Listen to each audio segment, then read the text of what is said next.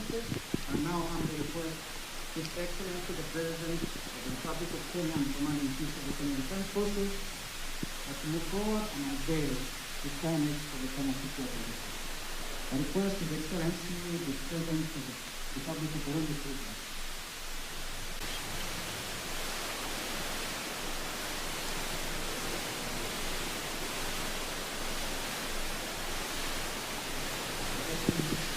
All right, here the president is now going to officially cut the ribbon and to open that Kenya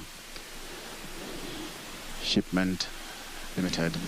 And the president has finally unveiled the Kenya Shipyard Limited in Kisumu with official opening and commissioning and cutting of the ribbon of the Kenya Shipyard Limited in Kisumu. Now that is the official visioning and opening and unveiling of the Kenya Shipment Limited yard in Kisumu with President Uhuru Kenyatta accompanied by Burundian President here in Kisumu. Now that marks the official opening and unveiling of that particular, that one. With the core values, just to give you the mission, the vision of that, the leading catalyst of development in building industry in East Africa. And of course, it's now time for prayer.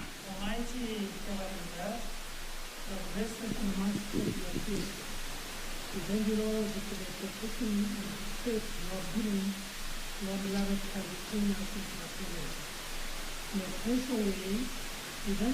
for the gift of the collection of the President of the Republic of Kenya, the Commander-in-Chief of the Kenyan Defense Forces. Thank you, Lord, for His Excellency, Evariste President of the Republic of Burundi, Shipyards.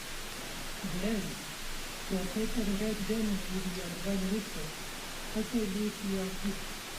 Continue giving them the coordination cases, to have you know, improve the life of people of Kenya and embrace perspective.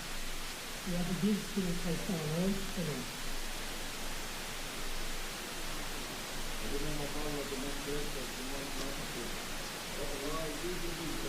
Amen.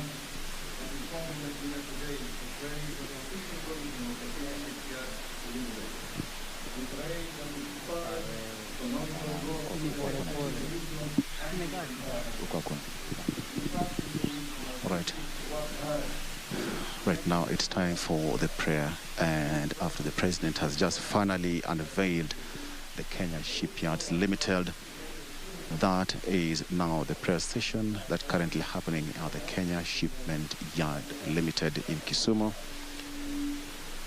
And here the president has been accompanied by his Burundian president, who is vesting. And that is exactly what is happening here in Kisumu. With the prayers, thereafter the president will go for the official planting of the commemorating tree here at the yard.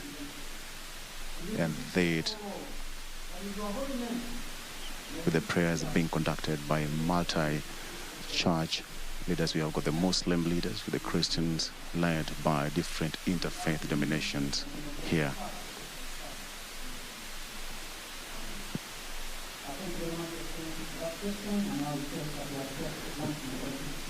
Thank you. At this particular point, the president is going to head to the planting of the commemorative tree.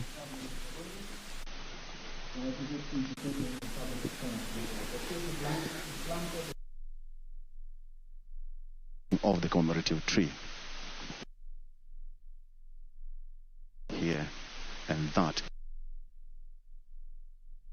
the commemorative tree.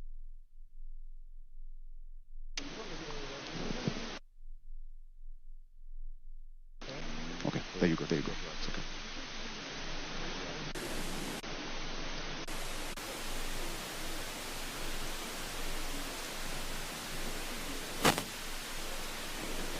All right. And here at this particular point, the president is going to now officially, with his Burundian president, to officially plant the commemorative tree at this particular shipyard with this one. And so this particular point, the president is opening the official, after opening and unveiling the Kenya Shipment Limited. Here, the president is now plant the commemorative tree at the Kenya Shipyard Limited in Kisumu. Now, this is a very important occasion for every dignitary, at least at every given point, to commemorate the good deed, and that is the Burundian president, first of all, planting that tree, perhaps a sign of respect and a sign of honor at this particular event, and followed by his host, President Uhuru Kenyatta, who is also going to plant a commemorative tree. Now, that was started by President of Burundi, who is visiting and who is also going to be the guest of honor during the Madaraka Day celebration to be held tomorrow in Kisumu. And thereafter, President Uhuru Kenyatta, as the host president, will also plant his commemorative tree at this particular event. Remember, this particular event is coming to you live from Kisumu, and right, and at this particular point, it is the turn for the president of Burundi has planted this tree, who is going to be followed closely by the host president, President Uhuru Kenyatta, who is going to plant his commemorative tree next. Yeah. So that is President Uhuru Kenyatta now planting his commemorative tree at the Kenya Shipyard here in Kisumu. There you go. It is an important event for any particular event here with the president planting this particular tree. This marks a very, very particular point and milestone in the particular point at what the president said that this particular thing is going to uplift the economic stability of this particular region as well as the East Africa region. And that is why we managed to invite the Burundian president as the host, as the guest of honor for this particular event. Thank you so much. Now that is the president of Burundi, who's already planted their commemorative tree, and thereafter now we are moving to the Kenya Shipyards. And at this particular point, the president and his visiting head are also moving to the right. It is a busy day here. It's a very hot day with the president already coming in. There you have it. That is the president. That is the president moving towards with his host president. All right. They're moving now to the dome with the president, visiting president, together with they're moving there. Now, this is an amazing event here because this is part of the movement that the president coming to commission and to open here, that at this particular point, the president made sure that the project which was started is coming to completion in the next official opening of this particular yard. Now, the president so later on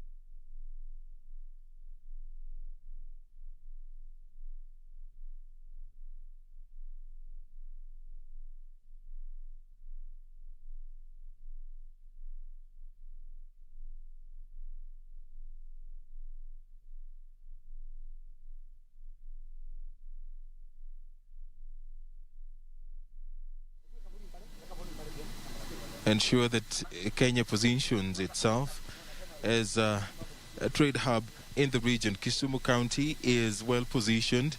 It is a gateway to the East African region. The lake connects Kenya to countries such as Uganda, Tanzania. These are some of the biggest trade partners Kenya has had over the years. And with the East African community having been revitalized over the last couple of years, the hope is that the Kenya Shipyards Limited is going to play that pivotal role in fueling this engagement between Kenya and the East African region. The government approved incorporation of Kenya Shipyards Limited in the year 2020 to address operational requirements which will enable it to undertake commercial enterprises. It is important to also remember that the Kenya Defence Forces, through the Kenya Navy, has a big say in this matter. The services that Kenya's men and women are offering has been extended to this particular sector, which for the next couple of years will move to ensure that Kenya grows economically. And when it comes to marine and cargo transport on Kenya's Lake Victoria, the government and the country will be able to earn some much needed revenue, which will in turn help in the development of this particular country.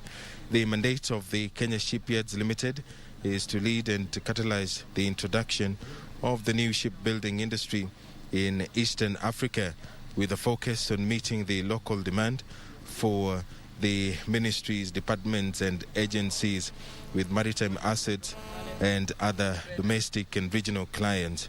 The Kenya Shipyards Limited unique shipbuilding mandate devotes into the national development agenda through the blue economy transformation. This contributes directly to the manufacturing pillar of the Big Four agenda and adds to the GDP in line with the government's Vision 2030.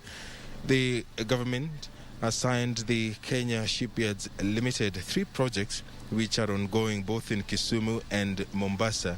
That is the upgrade of the Kisumu yard, the construction of the second wagon ferry, otherwise known as MV Uhuru 2 at the Kisumu, and refit of the Shupavu in Mombasa. The construction of the wagon ferry will boost the transportation of goods and passengers within the Lake Victoria Basin and spur development in the Nyanza and western regions of Kenya.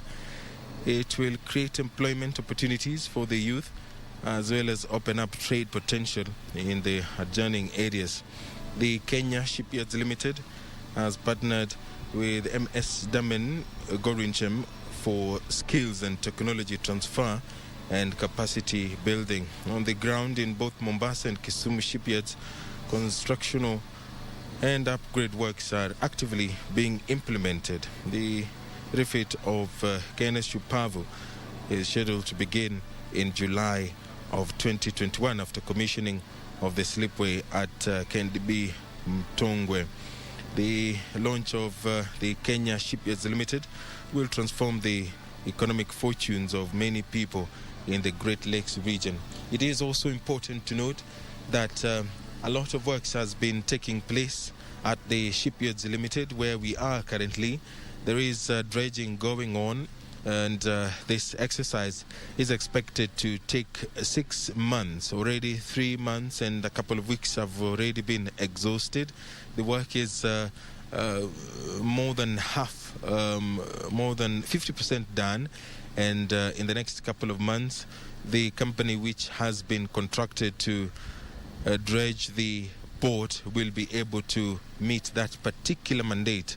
It is also important to note that as it takes the dredging exercise here in Kisumu, another dredging exercise is concurrently underway at the crossing point in Mbita. The bridge that connects the mainland to the Rusinga is currently in use, and the dredging is also underway to ensure that water mixes freely.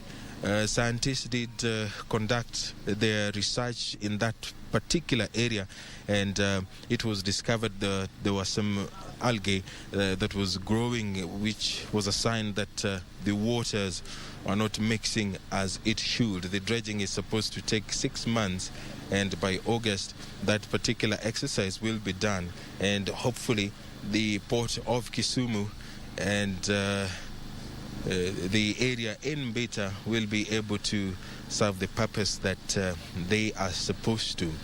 It is also important to note that Kisumu Port is positioned in Kisumu Central, within Kisumu Town, that is Kisumu County. It is situated on the shores of Lake Victoria, the second largest freshwater lake in the world. The catchment area of Lake Victoria, which encompasses parts of Kenya, Uganda, Tanzania, Rwanda, and Burundi, has a population of around 35 million and a GDP of some 30 billion US dollars. That is 40% of the total East African community economy. Approximately some 500,000 people live in Kisumu Town, and 10 million in the Kisumu region. That covers counties such as Vihiga, Kakamega, as well as counties such as Homa Bay, Siaya, Migori, which is still considered a region within Kisumu. Kisii County is also considered a region within Kisumu, as well as Nandi County and Kericho County. As such, Kisumu is the third largest city in Kenya and a commercial center with diverse and partly unexploited resources in agriculture, commercial, industrial, tourism, and transport services. The port of Kisumu is one of the ports on Lake Victoria that offer organized shipping services on the lake. The other ports are Port Bell and Jinja in Uganda, and Mwanza, Bukoba, and Musoma in Tanzania. Out of these ports, Kisumu, Mwanza, and Port Bell are the largest in terms of throughput. Kisumu Port was established in 1901 and has been a critical link in an integrated East African rail and water transportation system with a particular focus on freight transport. Historically, marine transport on the lake, together with the rail network, played a key part on the transportation of cargo and passengers to and from landlocked countries such as Uganda. Inland shipping in the lake formed an important component of an intermodal supply chain along the central and northern corridor linking Mombasa and Dar es Salaam ports. By the mid-20th century, the East African Railway and Harbours Corporation, also known as EARHC, operated regularly, sailing from Kisumu to Port Bell in Uganda and Mwanza in Tanzania, using rail ferries that carried rail wagons loaded directly from rail tracks in the three ports. It is, as a sneak peek, the President will flag off a shipment of petroleum products from the port of Kisumu. That is part of the exercise that you will watch live on KBC Channel 1. Kisumu Port, where this particular function is taking place, occupies about 17.5 hectares of land with a stacking area designed to accommodate a throughput of 15,000 TEUs per annum. And similarly, taking Kisumu's import figure of 21,943 tons as a starting point, and taking into account all developments and economic growth since the year 2014, Kisumu's local cargo imports are estimated to increase to approximately 130,000 tons by 2025 and further to 180,000 tons by 2035.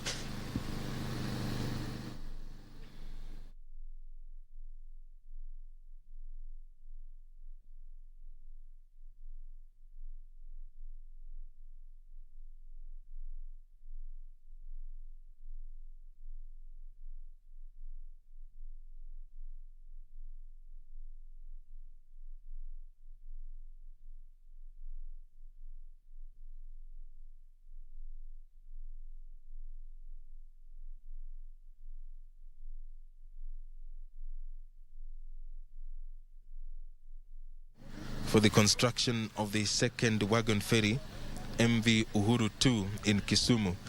The keel laying ceremony showcases the Kenya Shipyards limited capabilities and projected as a critical player in shipbuilding industry in Kenya, which is ready to play its rightful role in achieving the government's Big Four agenda, especially in the manufacturing sector. The Kenya Shipyards Limited is focused on leveraging on its business relationships with the ministries, departments and agencies and networks of its strategic partners to penetrate and maintain its captive market, comprising mainly of players in the blue economy. The market will also include private business people and neighboring countries that have interest in the maritime industry.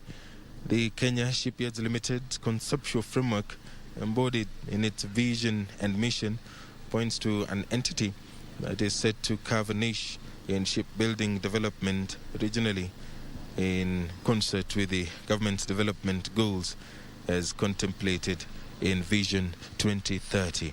The president and his Burundian counterpart are currently being taken on a tour of the KSL boardroom, and a brief meeting will precede a photo session, which of course will be beamed live on KBC Channel 1.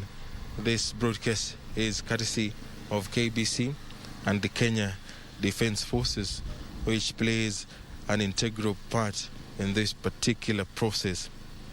Currently, where we are, the port of Kisumu operates only at a fraction of its capacity and former throughput due to the deterioration of the rail connection from Mombasa to Kisumu. Transit cargo volumes have decreased steeply over the last decades. The port facility handles a number of operations, and it is also key to note that there are some cargo which are still being transported through this particular facility, fertilizers as well. There is cement that is also being transported using this facility, and some farm produce as well, considering that Kisumu is a gateway to the East Africa region. And all cargo volumes have dwindled over the last couple of years due to the challenges to do with the rail service, of course, which is now being improved. The rail service from Nakuru to Kisumu is being revamped, and that will enable the transportation of volumes of cargo from Kenya's hinterland to her neighbors such as Uganda and Tanzania and other countries which really consider the lake region as a tool that facilitates trade between them and the Republic of Kenya. Now, port facilities are grouped in a wide area of land, some 6 hectares in size. This area includes my colleague Victor Lowe is joining me once again on the commentary, and Victor has been covering the entry of the 2 presidents from the gate where we did see a tree being planted in commemoration of this important occasion. Victor, it has been a very important exercise so far. Kindly take us through what to expect going forward.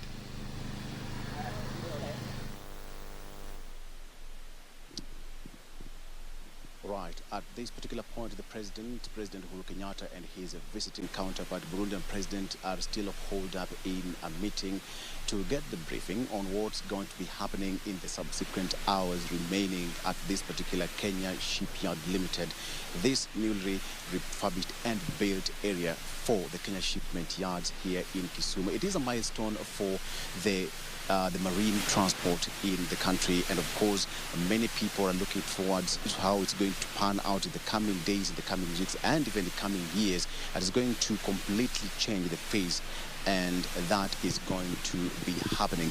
Now, at this particular point, the president and his visiting counterpart, that is Burundian president, are still holed up in a meeting. Thereafter, they are going to have a special photo session at this particular point.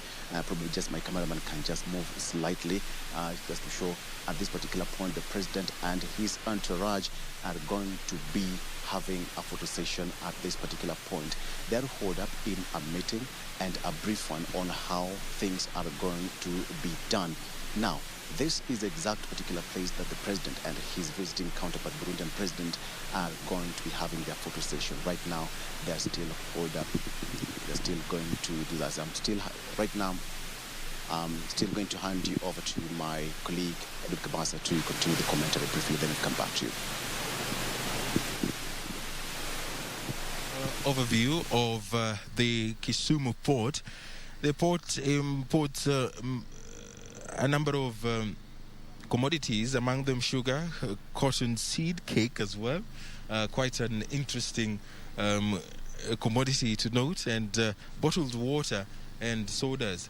We know that Kenya do consume a number of imported products, and of course it does its own exports as well. Kenya is known for its horticulture. Kenya does also export commodities such as coffee and tea, a favorite of very many countries. Recently, Kenya did export so many tons of avocado, and within a very short time, the country was able to rake in billions of Kenyan shillings in revenue thanks to this important export, which of course gives a lot of opportunities to so many Kenyan farmers who have ventured into the agribusiness sector over the last couple of years. Taking Kisumu's 2014 export figure of 28,038 tons as a starting point, and taking into account all development and economic growth, Kisumu's local cargo exports are estimated to increase to approximately 160,000 tons by the year 2025, and further 230,000 tons by 2035. Similarly, taking Kisumu's 2014 import figure of 21,943 tons as a starting point, and taking into account all development and economic growth, Kisumu's local cargo imports are estimated to increase to approximately 130,000 tons by the year 2025, as earlier indicated. So this important occasion is going to set the country forward towards achieving that particular objective. Of course, there is a lot to talk about in terms of political goodwill. The president, on so many occasions, has appealed to leaders, especially from this region, to give the government that good political will to help spur economic growth. Now, I hand you back to Victor Olo, who is standing right in front of the Kenya Shipyards Limited boardroom office with more details. We do expect a photo session to follow. The president is still inside the building, being briefed and taken around what the Kenya Navy and the Kenya Defence Forces, as well as the Kenya Ports Authority and the Kenya Railway, they have been up to over the last couple of months just to ensure that we get here. Victor. Thereafter, all these things are going to be given. Now, the president is still holed up in a brief meeting.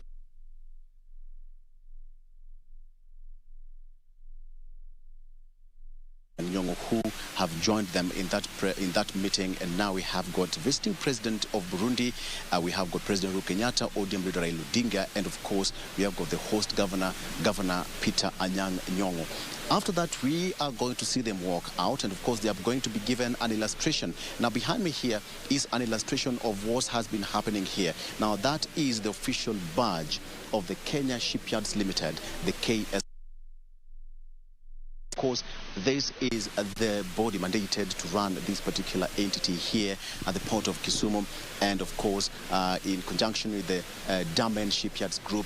But this one here pretty explains the kind of a ship that is already here. This one is a profile SB of that particular ship. Now, it is estimated that this ship is going to be carrying more and more cargo. This is a cargo ship that is going to be moving, that is going to be taken at this particular ship.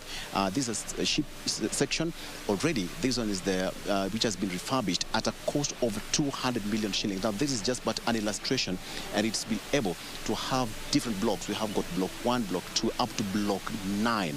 Now, up to block 9, it's able to carry so many containers to different countries. And just moving along with me, after that, we also have a building sequence of this particular ship, which is already up and running. The MV Uhuru, which is already, this is the weather cargo deck. This is a cargo section. But the most important one is this particular one here. Now, this is a final illustration of the MV Uhuru ship that is already up and running, and President Uhuru Kenyatta is going to officially commission the MV Uhuru 1 that has been refurbished at a cost of 200 million shillings. Now, yesterday when we had a talk by some of the government officials, said that it was way cheaper to refurbish this particular ship, which has been left parking for the last 15 years. And after the refurbishment of this one, it's now going to start transporting fuel. And for the last 3 months after it was refurbished, now this particular ship, as you can see, this is an illustration of how it is. Now, this is a clear picture of exactly what is in the waters right now. And President Uhuru Kenyatta will, in the next hour or so, will officially flag off this particular ship to Jinja, Uganda, loaded with fuel. Now, that is exactly how it looks like. We witnessed when this particular ship was being loaded by 24 wagons, which is completely loaded with fuel, being transported to Jinja in Uganda.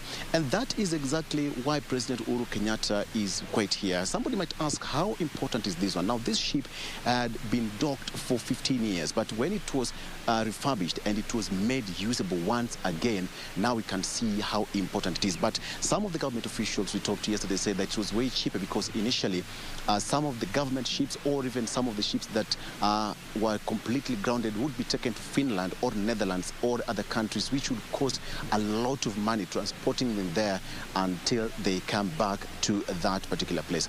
So that is MV Uhuru that is going to be commissioned in the next few. Now, this is the an illustration, of course, a satellite kind of illustration of how the dock is going to look like. But this one is before it was upgraded. You can see the difference before it was upgraded, and this is the Kisumu yard before an upgrade. And of course, a lot of work has gone into this one. In particular way, the dredging has taken place, and according to the management here, they said that they have done so far 60 to 60.2% of the work that is required to be done. Now, this is just an illustration. Initially, it used to look like this one, but after it was an upgrade, it completely looks completely different, up to the standard that is required, up to the national standard. Now, this is the Kisumo Shipyard. All right. This is the Kisumo Shipyard, and exactly how it looks like. And of course, this is going to be how it's going to be looking like. A lot of refurbishment happening. That is the illustration of so far the building. Up there, a lot of work still happening. And of course, if you look at this ship down here, it is one of the docking ships that is going to be used for repairing the ships. Probably just where we are. But let me just show where we are. This is where we are right now. This is the area where the whole event is taking place. And this is the new refurbished Kenya Shipyard Limited, their offices. And this one here, this place is a dry dock. Now, anytime they want to repair the ship, they would bring it inside here. They fill this place with water, and then they drag the ship is brought inside here, and then the water is being drained. If you can look somewhere here, there is a very big, something like a door, and water would be allowed to get into this particular dry dock, and thereafter Once the ship is brought in for repairs, then they drain water and the ship will be lowered down to this particular point for repairs. So this is the water. This is a lot of dredging that took place. The whole of this place was completely immersed in water hyacinth, but as you can see, already a lot of work has happened. This particular place was refurbished and it has been fleshed done at a cost that the government says that was way cheaper as compared to how this place. So the whole of this place initially was completely covered in water hyacinth, but as you can see, it is now looking beautiful. And of course, even that side, there's a ship that's docking there. So this is the area, and that is the railway line moving to that particular venue.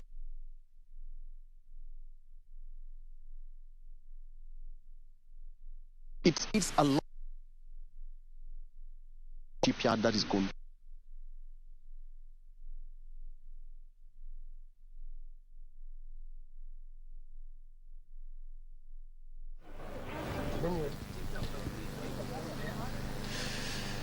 Thank you very much, Victor Olo. We are still waiting for the two heads of state to walk out and sit for the photo session, which will take place before the President of Kenya and the President of Burundi proceed to the main tent for the occasion to officially begin. It is a very important occasion for the two countries, considering the bilateral relationship between Kenya and Burundi. The President of Burundi, President Evariste Ndayishimiye, will be the guest of honor during the celebration of Kenya's Madaraka Day, which will take place tomorrow here in Kisumu County. President Ndayishimiye and Kenya's President Uhuru Kenyatta did preside over the signing of bilateral agreements earlier at the State Lodge here in Kisumu. And they did also hold bilateral talks where they exchanged views and discussed Kenya and Burundi's strategic cooperation. These two countries, which are joined in the East African community, have been forging good working relations since 2011, when cooperation was signed between the two nations. The two countries, Kenya and Burundi, do cooperate in various areas of socio-economic and political development, anchored on the Joint Permanent Commission for the Cooperation, otherwise known as JPCC, signed in May 2008 as the main framework of bilateral cooperation. The areas of cooperation within the JPCC include agriculture and livestock development, trade and investment, air transport, education and research, tourism, security, technical assistance in various fields of development, and political consultations. With the commissioning of this particular facility here in Kisumu Central constituency of Kisumu County, the Burundi government and the people of Burundi will, of course, get some great mileage, a needed one for that matter, with regards to Lake Victoria and its ability to connect the East African community. Kisumu being a gateway, it plays a very important role. The countries, of course, that form the East Africa community, those that utilize this particular facility, have always found ways to agree on how they approach issues to do with the trade. Development in all these countries, of course, affect one another, with Kenya having revamped the railway system. The free flow of cargo from the port of Mombasa to the port of Kisumu, of course, is expected to be facilitated using that revamped facility. The ferrying of passengers from Mombasa to Kisumu as well will be improved. The standard gauge railway has been in operation for quite a number of years now, and the results have been clear for everyone to see.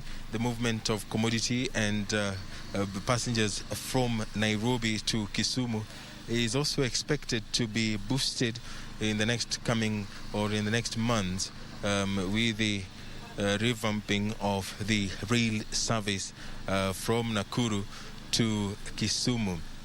And the hope is that in the next couple of months or in the next couple of years, the transportation of passengers from the port of Kisumu to other regions will be happening.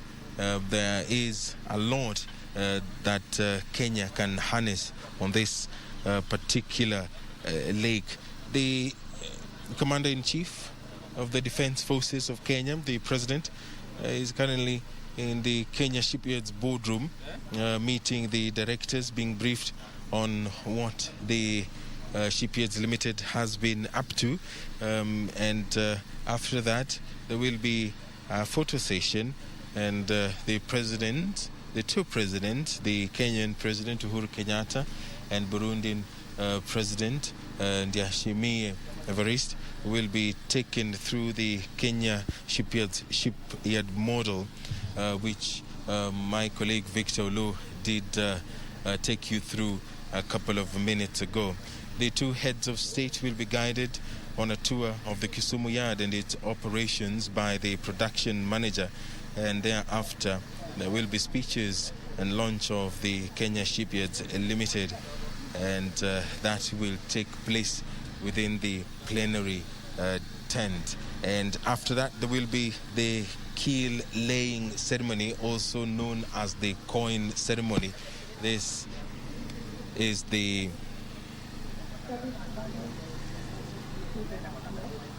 there on your screen. The photo session is about to begin.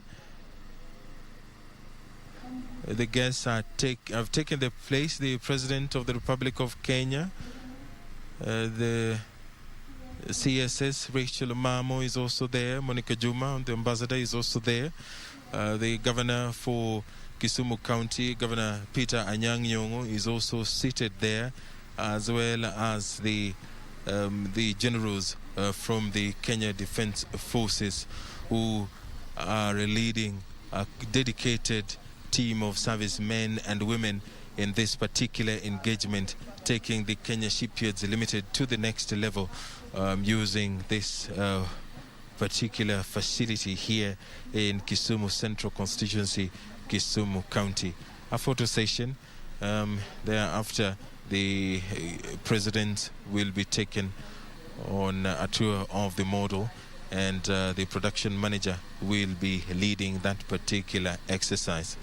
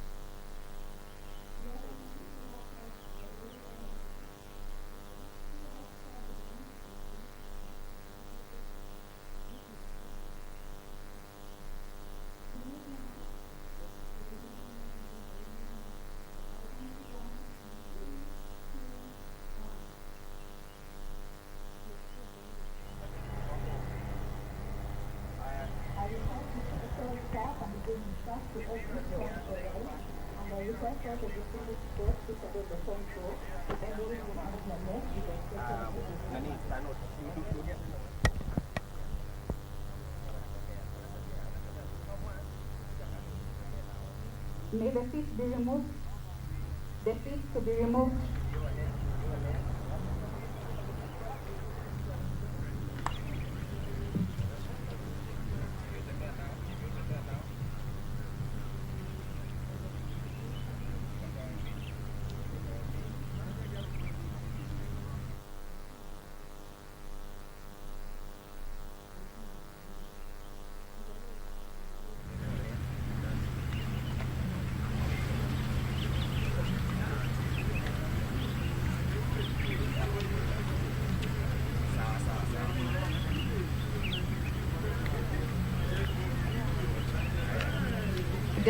in 3, 2, 1.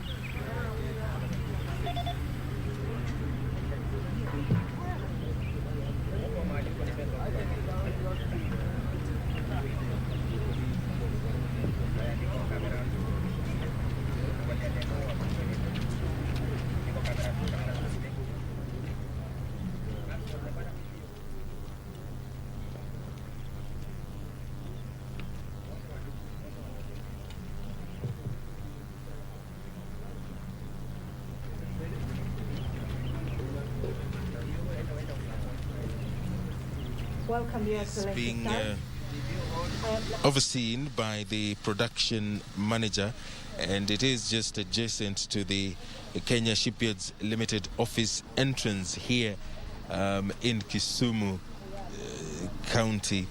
After that, the heads of state and other dignitaries will be taken on a guided tour of Kisumu Yard and its operations here by the production manager, and later the dignitaries will converge inside the main tent for speeches and the launch of the Kenya Shipyards Limited. And after that, there will be the keel ceremony, also known as the laying or the coin ceremony. This is an important part of shipbuilding, which signifies really good fortunes for the ship. The main objective of a ship is to generate revenue. So the keel laying or the coin ceremony is a significant stage in the building of a ship, and we will be witnessing that later on live on KBC Channel 1. President Uhuru Kenyatta will be leading that particular exercise just for good tidings as far as shipbuilding is concerned. The coin ceremony is an event which takes place at the keel laying in the early stages of a ship's construction. In it, the shipbuilders place 1 or 2 coins under the keel block of the new ship to bless the ship, and there's a Operation of the facility. Your Excellency, that will be the end of my presentation. I would kindly like to hand you over to the production manager, who will guide you on the rest of the tour. Thank you, Your Excellency.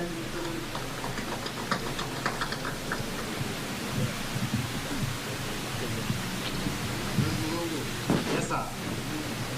Your Excellencies, I'm Lieutenant Colonel Mulungu, the production manager, Kenya Shipyards Limited.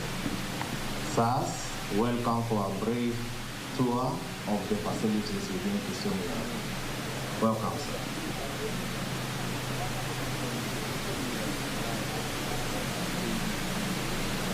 Sir, here I'm going to brief you on the transition since we came here in 2019 to where we are today and where we are heading to at the end of this year, sir. This is Kisumu Kenya Shipyards Limited shipyard model by the production manager. It is a summary of the undertakings here, the layout of this particular facility, which has been under refurbishment for a couple of months now, and this is the climax of that particular exercise. And the president is being taken through the work that the Kenya Navy and the Kenya Ports Authority, as well as the Kenya Railway, they have been engaging in over the last couple of months to get us to this particular day.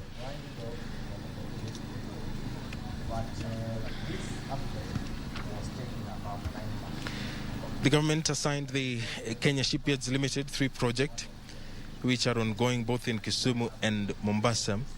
That is the upgrade of the Kisumu Yard, where we are, construction of the second wagon ferry, MV Uhuru 2, at Kisumu, and refits of Shupavu in Mombasa. The construction of the wagon ferry will boost the transportation of goods and passengers within the Lake Victoria Basin and spur development in the Nyanza and western regions of Kenya. It will also create employment opportunities for the youth, as well as open up trade potential in the adjoining areas. The Kenya Shipyards Limited has partnered with MS Damen Gorinchim for skills and technology transfer and capacity building. On the ground, in both Mombasa and Kisumo Shipyards, constructional and upgrade works are actively being implemented. The refit of Shipavu is scheduled to begin in July 2021 after commissioning of the slipway at Mtongwe. The launch of the Kenya Shipyards Limited will transform the economic fortunes of many people in the Great Lakes region. The president is now being headed to a guide of the Kisumu yard and its operations, and the action is being undertaken by the production manager. Earlier, my colleague Victor Lo did take you through some pictorials of this facility, and it includes an illustration of the wagon ferry. There is also a photo on the companies that are involved in this. It is a joint venture. And we are divided each ship into 932 sections. The president will later flag up a shipment of petroleum products, an exercise which will take place in a matter of minutes. This is expected to be a brief ceremony. A lot of work has been going on, and that similar work will continue after this launch, and part of that you will follow it live on KBC Channel 1. The president of Burundi is a guest of the state, and he will be addressing the country tomorrow during the Madaraka Day celebrations. Burundi and Kenya have in the recent years invigorated trade between the two countries. The bilateral ties between the two countries has also been strengthened by their engagement in the East African community. Today, the Kenya Shipyard Limited is being formally commissioned concurrently with the keel laying ceremony for the construction of the second wagon ferry, MV Uhuru 2, in Kisumu. The keel laying ceremony showcases Kenya Shipyards Limited capabilities and project it as a critical player in the shipbuilding industry in Kenya, which is ready to play its rightful role in achieving the government's Big Four agenda, especially in the manufacturing sector. This side of Lake Victoria has, over the years, had its fair challenges. There has been a lot of transformation taking place. Earlier, we did take a tour of the facility. We did see the machine that is responsible for the elimination of the water hyacinth, which has been choking the lake for years. And a lot of work has been taking place to ensure that that water hyacinth is gotten rid of. And if you take a tour of Lake Victoria, especially in Kisumu, you will see the amount of work that has been done to ensure that this weed that has been choking the lake has been gotten rid of. The port area, which is currently being occupied by the Kenya Shipyards Limited, has also gone or undergone through a big transformation. and that transformation is still underway to ensure that the port is utilized in the manner in which it is supposed to. Kisumu being a gateway to the East African community and other landlocked countries. This is a very important engagement. Now, I will hand you to the floor where the President of the Republic of Kenya and the President of Burundi and other dignitaries have entered the plenary tent.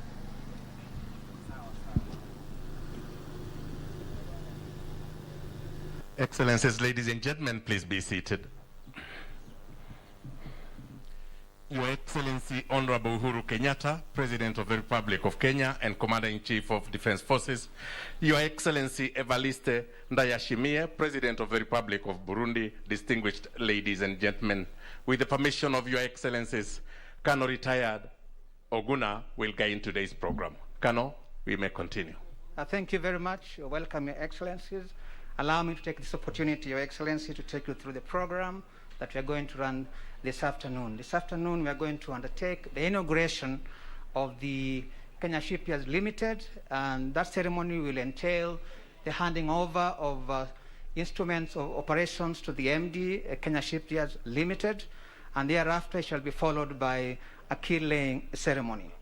To start us right off, Your Excellency, we are going to have a 10-minute video that shows the journey of the Kisumo Shipyard Limited, and I request Your Excellencies to view the show from the screen right in front of you. The video, please.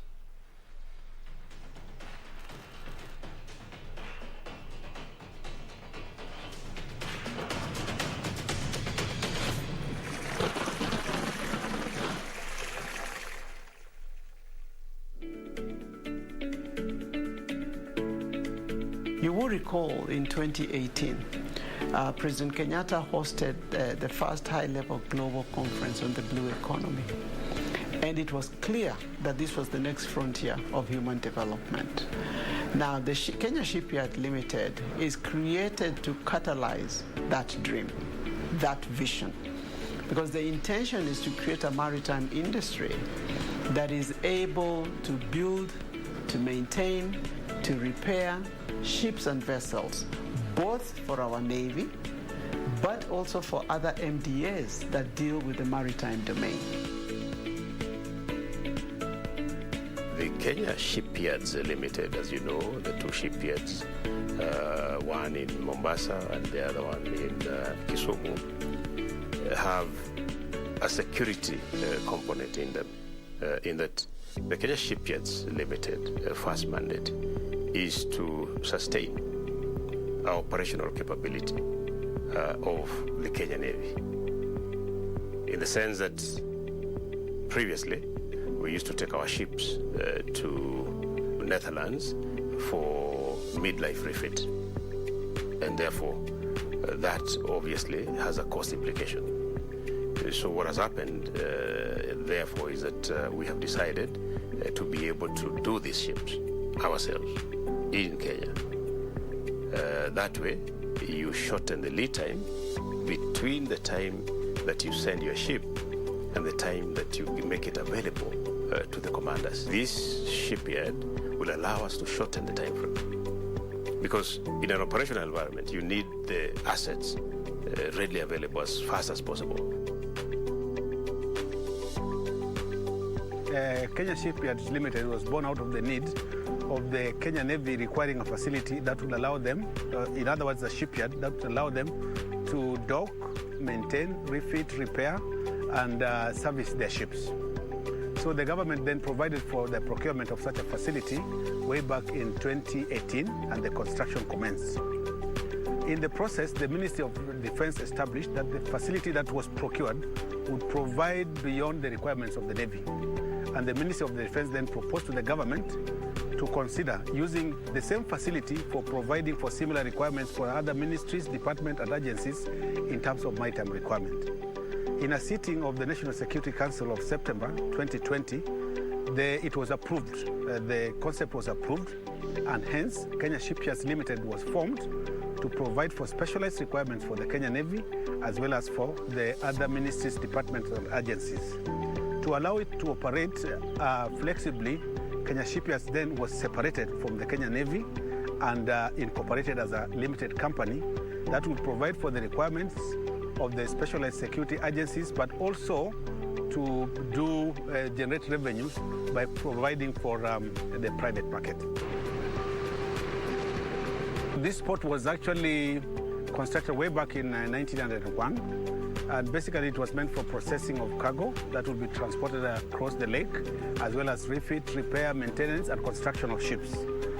In terms of construction, this particular facility had and still has a dry dock of around 100 meters, a slipway of 42 meters, and another slipway of 84 meters, basically for moving ships out and into water. Now we are upgrading and we are tooling, and we are actually going to have the skill set that will allow us to construct, repair, and maintain ships here. The area initially was soggy, and we had to fill it almost 2.1 meters high to come out of the level of the lake water. The Kisumu yard was not in a state to construct a ship, so there was a need to upgrade the yard to be able to construct a ship, simply because there were no workshops, there were no equipment, no tools, no personnel who were trained. We faced the yard upgrade into two, phase 1 and phase 2. Phase 1 was only concentrated on the area where we are going to commence our ship construction, while the second phase will be going on concurrently together with the construction of the wagon ferry.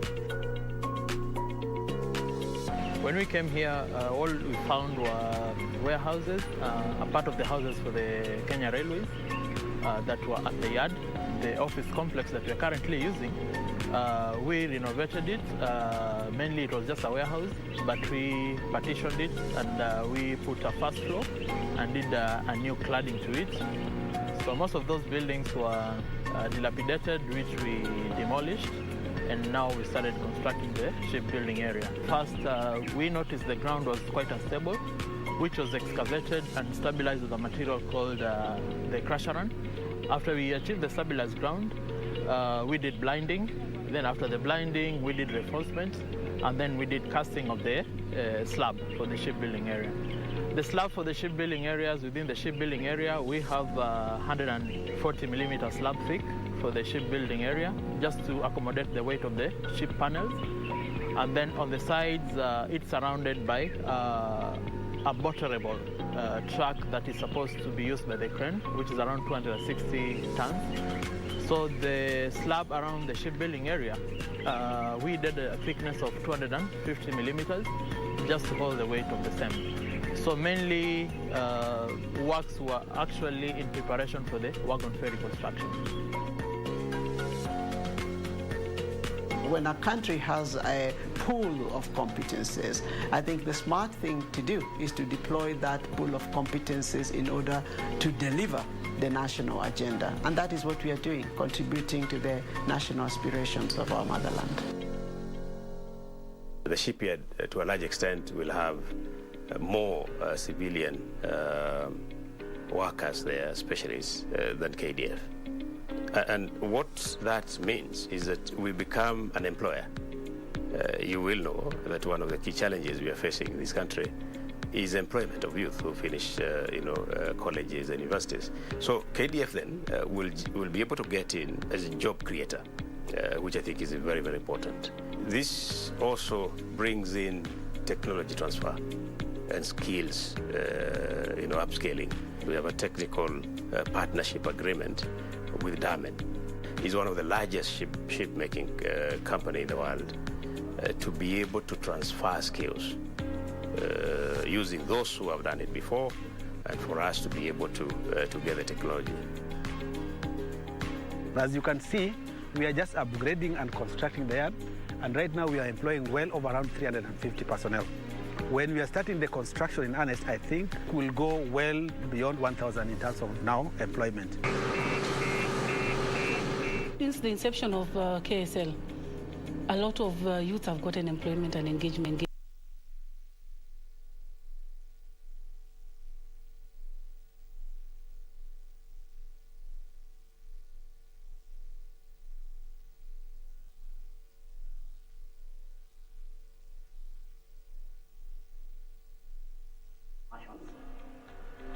carpenters, we have steel fixers, we have plumbers, and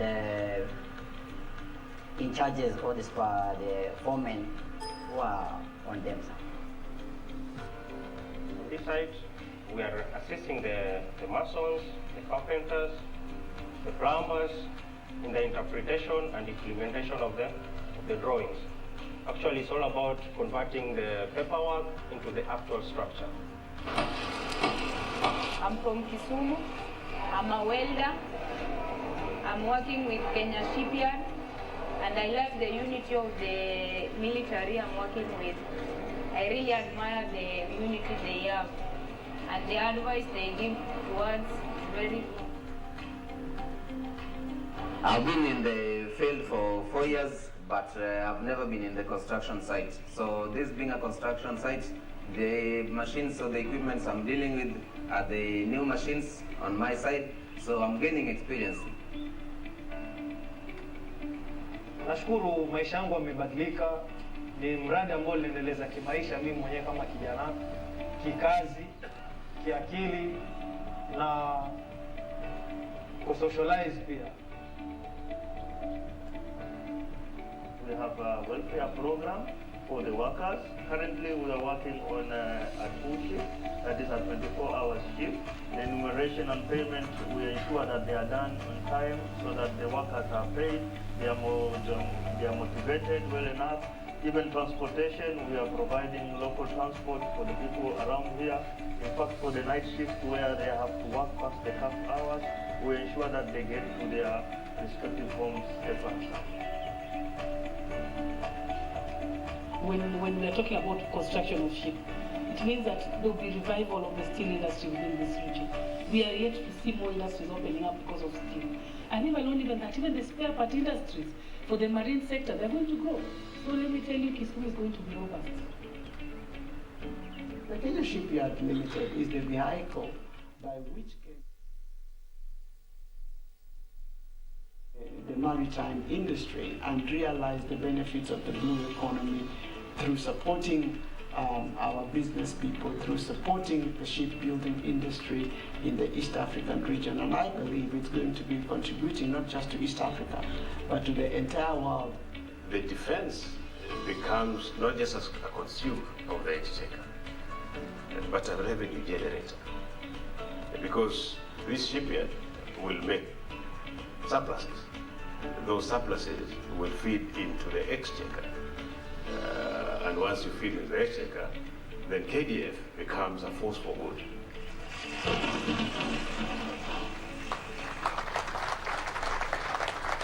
Thank you very much, Your Excellencies. That is the journey of Kisumu Shipyard as well as the Kenya Shipyards Limited. At this point, Your Excellencies, allow me to request the CDF to come forward and invite His Excellency the President of the Republic of Kenya, Honorable Uhuru Kenyatta, to preside over the inauguration ceremony of the Kenya Shipyards Limited. CDF, sir.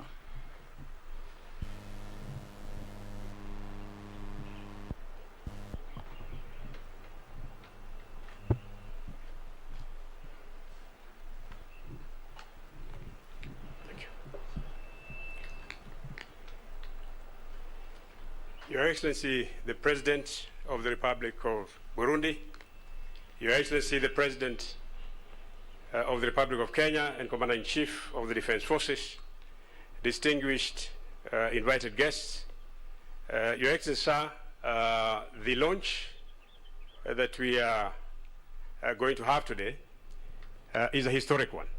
And let me, on behalf of the board members, who I'm the chair, thank you for coming over and also being accompanied by the President of the Republic of Burundi to witness this historic undertaking.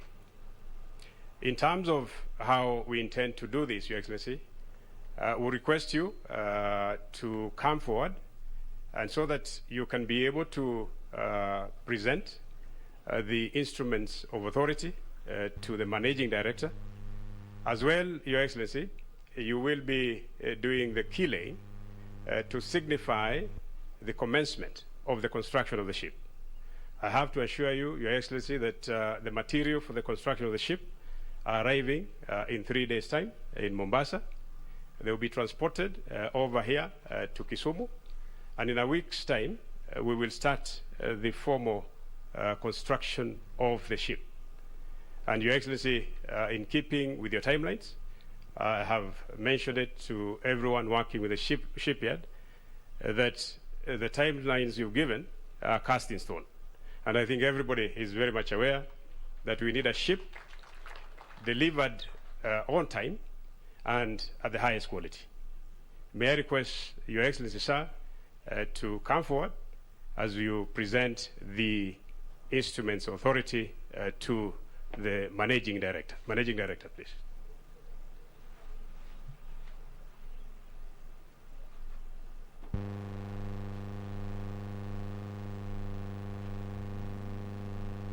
Sound, please. His Excellency will hand over the certificate of incorporation to the MD, Kenya Shipyards Limited.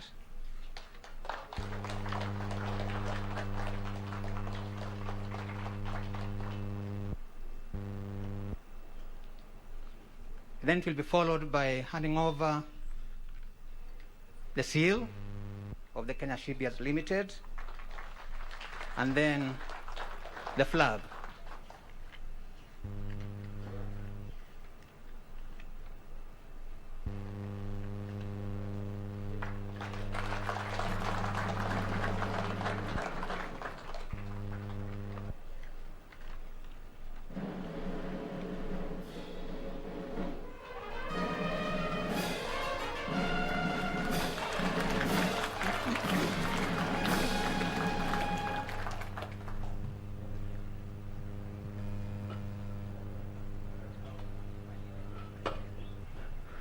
Thank you very much, Your Excellency. Now cross over to the key laying ceremony.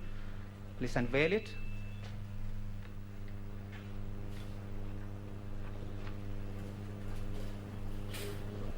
This ceremony, Your Excellencies, involve a bit of soldering, and therefore there will be some sparks that will be flying out, and therefore I request that you put on some protective clothes assisted by the ADC.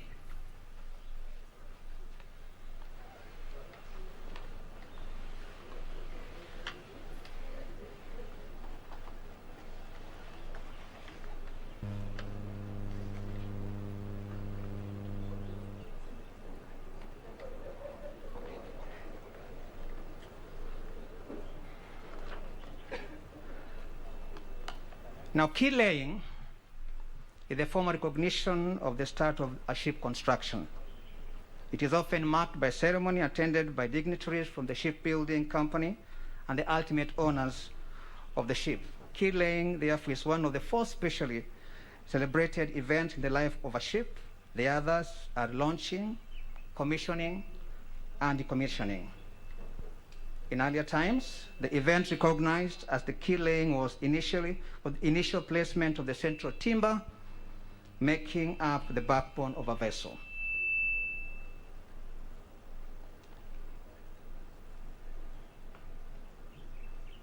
Modern ships today are now largely built in a series of prefabricated complete hull sections rather than being built around a single keel.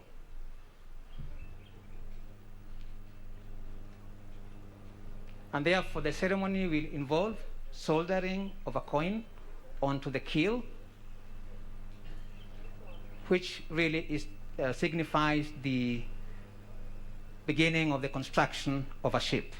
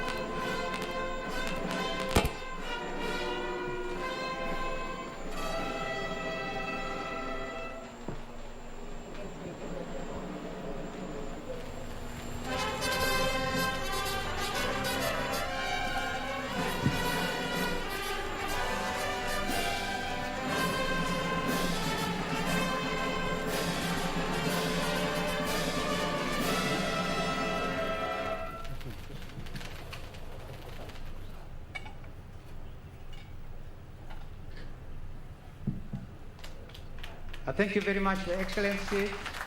I now request that you remain standing where you are for a dedication prayer.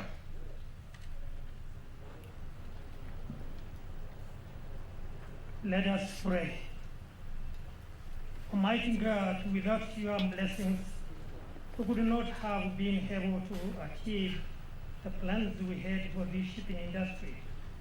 We humbly pray for the Kenya Shipyards Limited being initiated today. Let it grow and become a shining star in Africa and the world. Now we ask you to bless this scale, which is the start point of ship. It is a milestone for our country.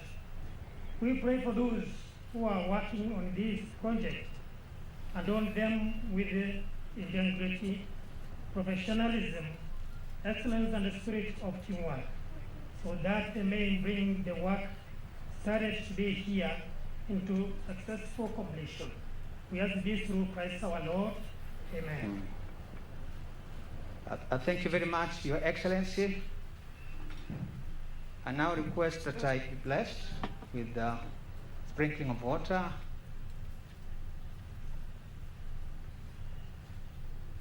After it is done, Your Excellencies, you may take your seats.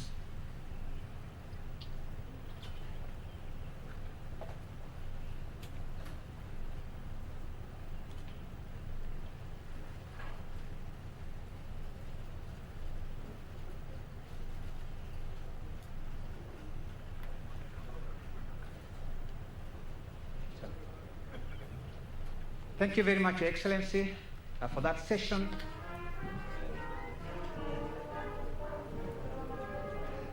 The session that marks really the beginning of ship construction.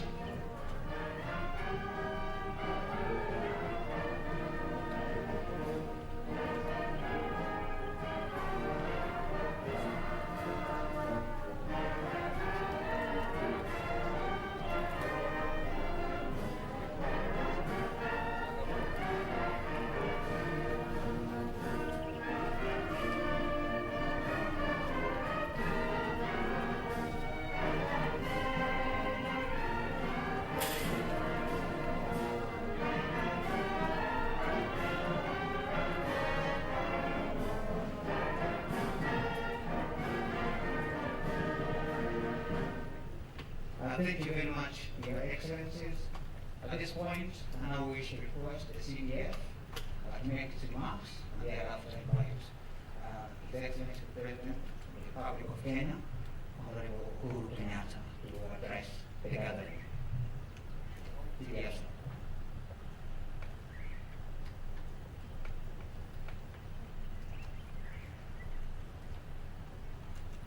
Your Excellency, the President of the Republic of Burundi, Your Excellency, the President of the Republic of Kenya, Commander-in-Chief of the Defense Forces, Your Excellency,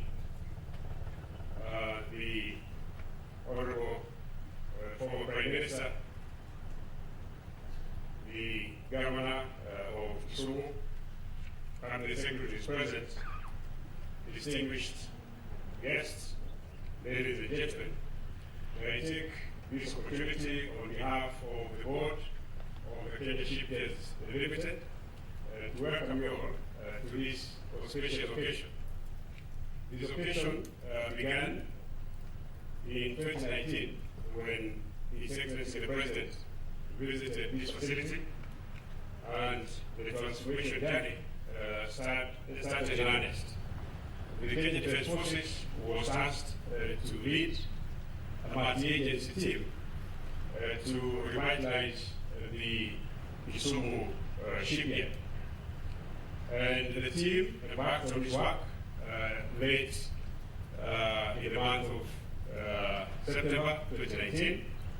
And within 4 months, the team had achieved over 50% of the task. One, in terms of refurbishing the yard, and secondly, completion of the refurbishment of MV Uhuru 1, which had been in disuse for close to a decade and a half. This particular feat was possible because of the leadership that was provided here by a team led by Lieutenant Colonel Mudungu, whose passion for this job has seen this transformation come true. In addition, Your Excellency, the repair of this particular facility has costed much less than had been quoted by vendors in the past. For example, the refurbishment of the MV Uhuru had been quoted for 1.5 billion shillings, while the team spent only 50 million to refurbish the ship. Today, this ship has delivered over 50 million liters of fuel between Kisumu and Jinja in Uganda. And when we look forward to having the next MV Uhuru 2, which is much larger, we therefore will become a dominant force in terms of logistic support within the Lake Victoria basin. Presently, Your Excellency, we are looking forward towards the construction of this new vessel. And as I said, based on the timelines that you provide the team, we will be able to deliver within the time that you've given us.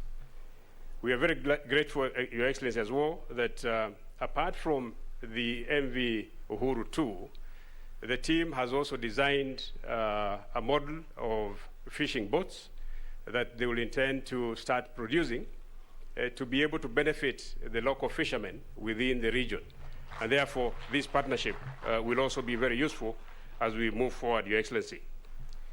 We envision that the subsequent activities that are being undertaken here will not only spur development in this region, but also within the entire Eastern African region.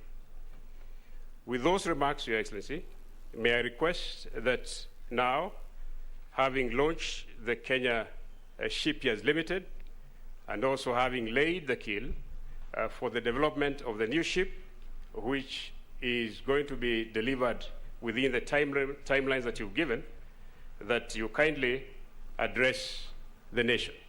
Your Excellency, sir. Asante Jemedari. Please be seated. Thank you. Mheshimiwa Rais wa Jamhuri ya Burundi, Mheshimiwa Everest Ndayishimiye, na wageni wetu wote kutoka Burundi,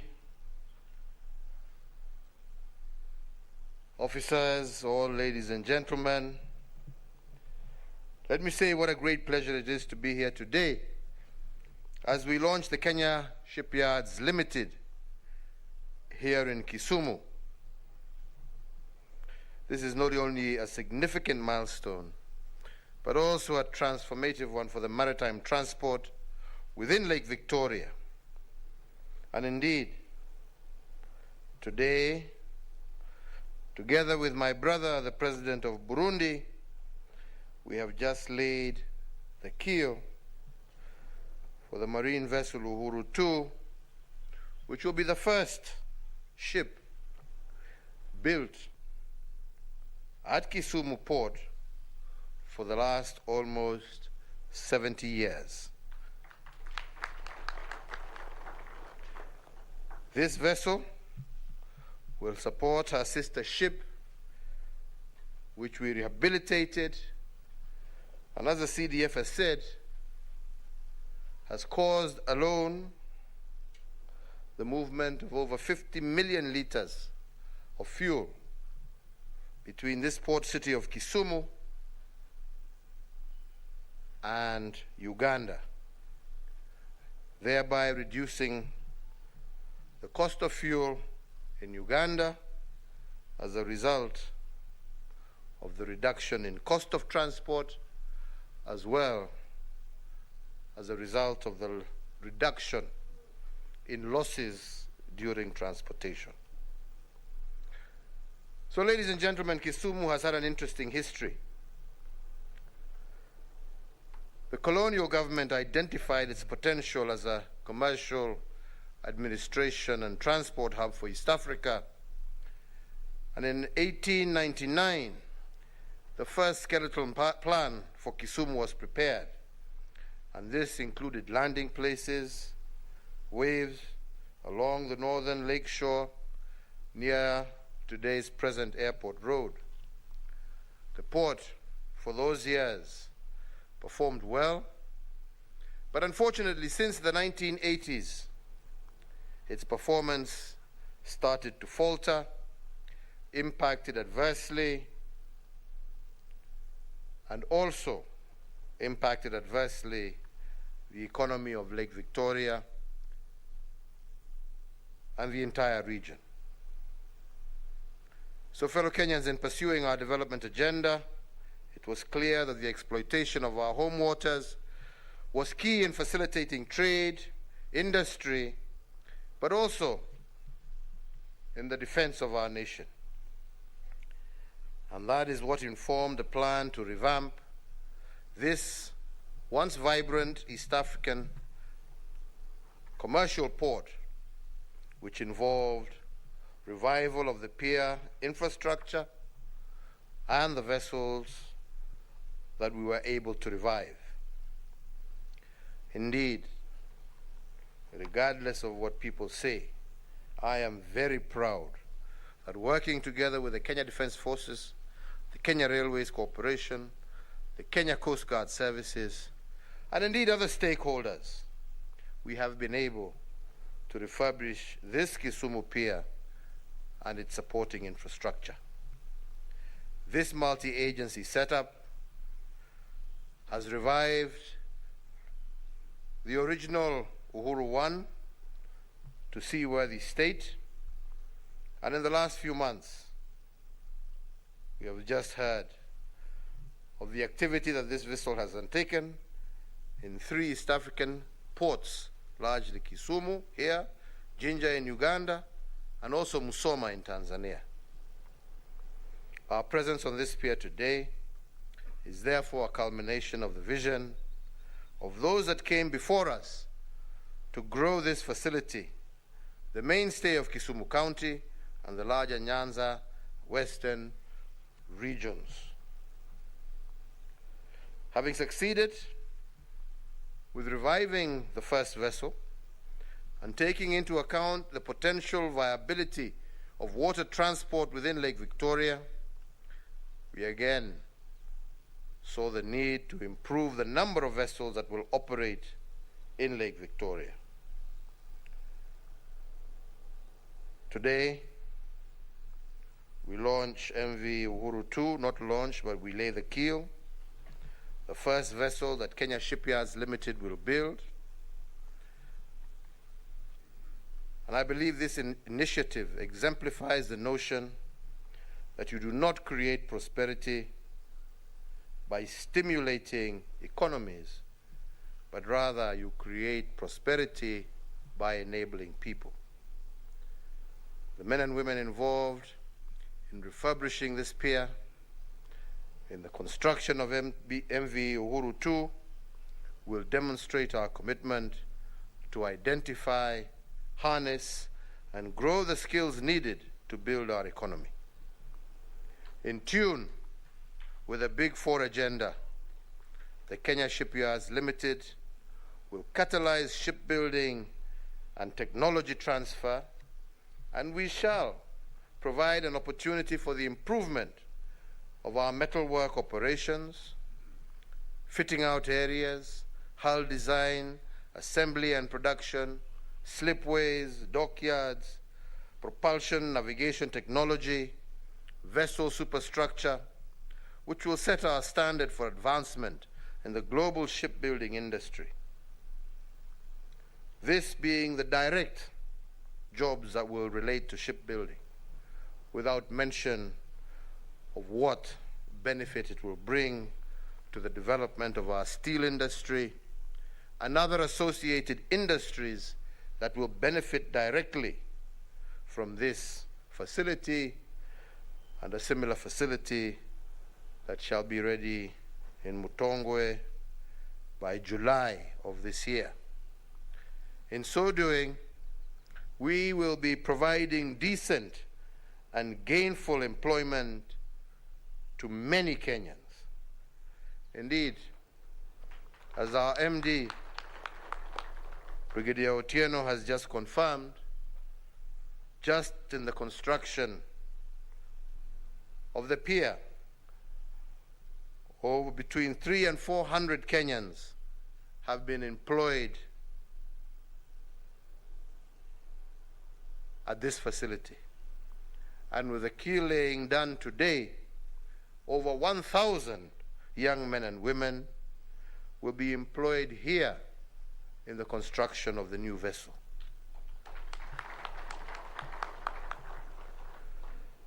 The Kisumo Shipyard branch of the Kenya Shipyards Limited is poised to serve institutional and private commercial shipbuilding interests within Lake Victoria.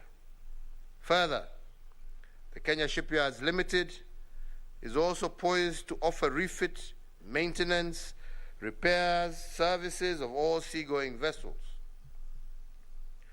So, ladies and gentlemen, having rehabilitated, which we shall be back here in August to relaunch the Nakuru-Kisumu meter gauge railway line, to revive rail transport in the Rift Valley Western Kenyan circuit, we are moving to improve the water transport facilities in order to complete the transport circuit that we need to facilitate movement and trade.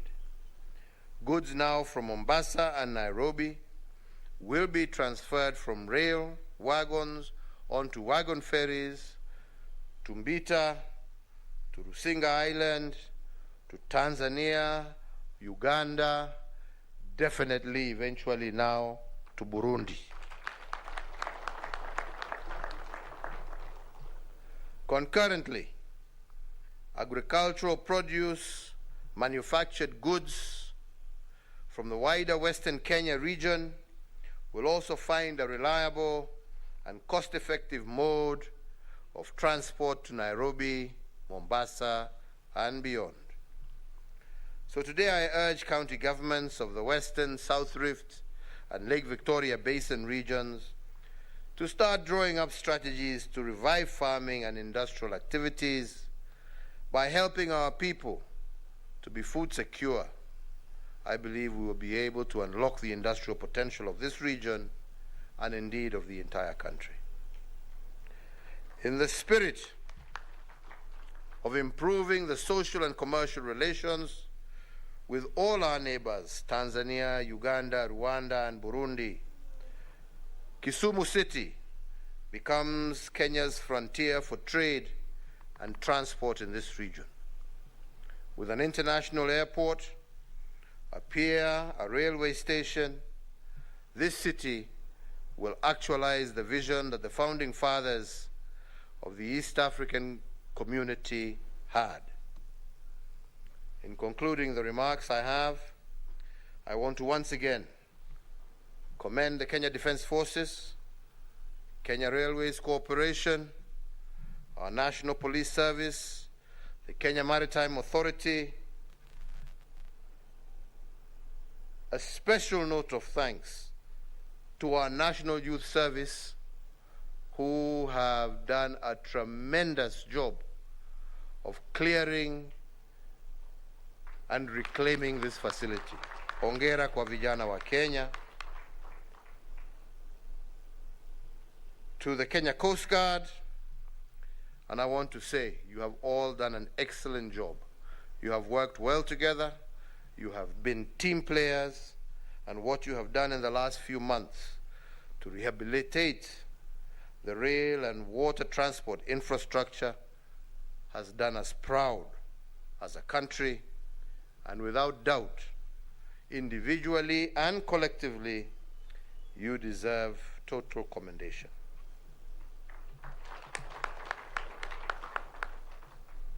Kwa kumalizia, mimi niseme tu niko na furaha tele kwa sababu hii ni ndoto ya watu ambao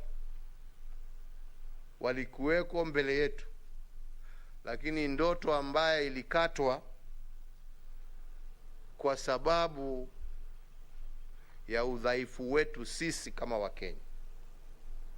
Na sasa tumeanza kufufua hiyo ndoto. Tumeanza kufufua hiyo ndoto, ndio wananchi wa Jamhuri hii ya Kenya waweze kuwa na nafasi za kazi ambazo zinastahili, kazi ambayo mtu anaweza kujua ya kwamba anaamkia kazi ya asubuhi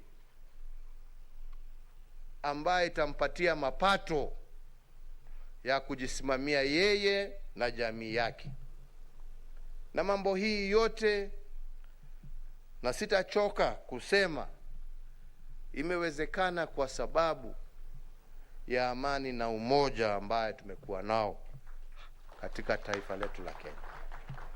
Kama sio hiyo amani, ingekuwa ngumu sana kuwa tumekuja hapa kuangalia infrastructure kama hii ambayo ilikuwa imepotea, kujadiliana na viongozi.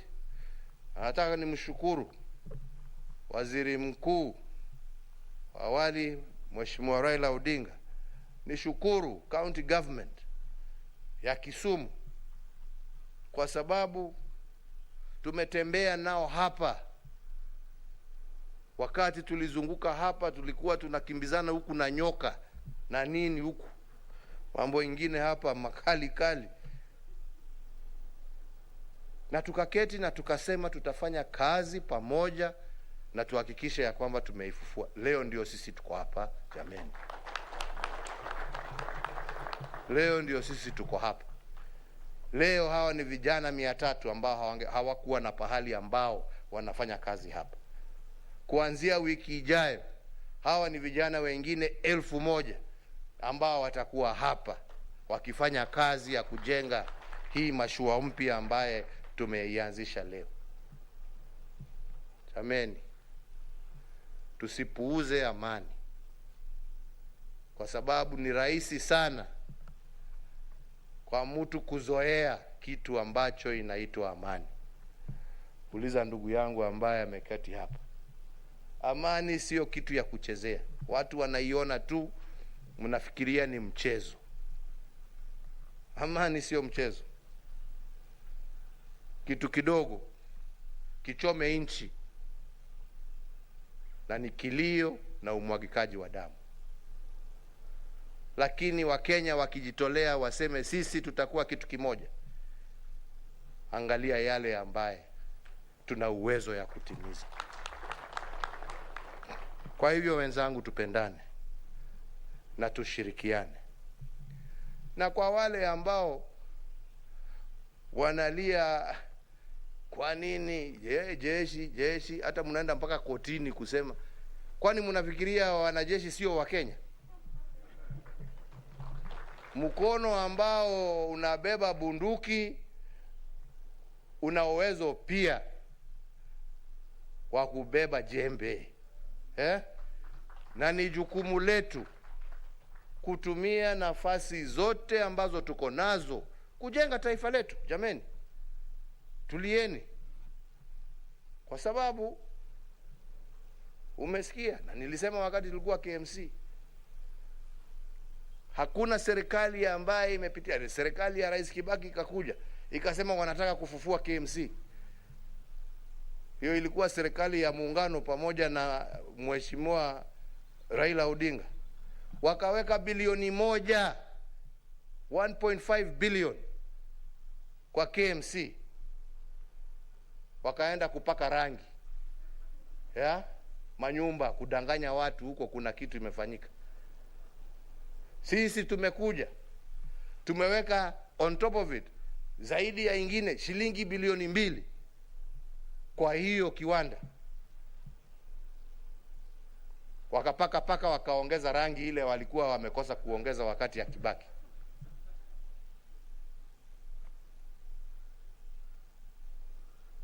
Nikapatia hawa wenzetu wafanye hii kazi, nikawaambia jameni, Wakenya wanaumia, wamekosa soko ya nyama yao, na bado tuko na kiwanda hapa. wanajeshi wameingia huko na chini ya milioni 300 tunachinja nyama huko. Alafu unasikia wananchi hapa wakiwa sio wananchi, viongozi, mtateta, shauri yenu, lakini kazi tutafanya, kwa sababu jukumu letu ni kutendea wananchi. Look at what is going on. This was a lost case. We have no problem. I only wish our civilian operators, our civilian administrators, our civilians who we give jobs in parastatals, in ministries, would just do a quarter of what our brothers and sisters are doing here. Kenya would be transformed. Kwa hivyo, mwache kuchochea. Mkitaka kuchochea, mtachochea mimi nikiondoka. Lakini kwa wakati yangu, mimi naendelea hii barabara. Kuna njia ingine. Na tutakuwa Mombasa, tufufue hiyo, tuendelee, na tutarudi, tuzindue reli, na reli hiyo tutaitoa huko, na tutajenga na wao, na watu ya Kenya Railways, na tukifika Kisumu, mtaendelea kupiga kelele, tutaiweka moto tena, tuanze mpaka tufike Butere, mtapiga kelele tukifanya kazi. Si ni namna hiyo? Haya. Mimi nasema asante sana kwa wale wote ambao wamehusika. Ndugu yangu, mimi najua hata nchi zetu jirani kama Burundi, Rwanda, Tanzania, zote zitafaidika kwa sababu ya kufufua port hii yetu ya Kisumu. Na mimi najua ya kwamba hii port pia itaimarisha uhusiano wetu kama nchi za Afrika Mashariki, itaimarisha uhusiano ya wananchi wetu. Tuwe wananchi wa Afrika Mashariki kwa sababu matembezi pia yatakuwa rahisi, na hiyo ndio tuataka. Na mimi nawauliza viongozi, tusigawanyishe wa Kenya na story ambazo haziwezi saidia. Tuwaunganishe na tuwatendee kwa mambo ambayo yatajenga na yatabadilisha maisha ya Wakenya wa kawaida wa Jamhuri ya Kenya. Nasema Mungu awabariki na Mungu awalinde. Asanteni sana.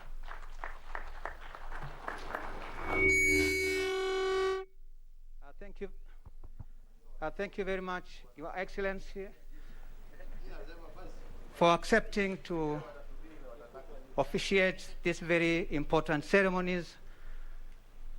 And therefore, Your Excellencies, we have come to the end of the first segment of today's program. But before we transit to the next segment, allow me, Your Excellencies, to make one key announcement. Due to the need to observe the COVID-19 containment protocol, and because of also limitation of space, only a small number of dignitaries will be allowed into the next segment. And with your permission, Your Excellency, allow me to name those who will accompany you to the next segment.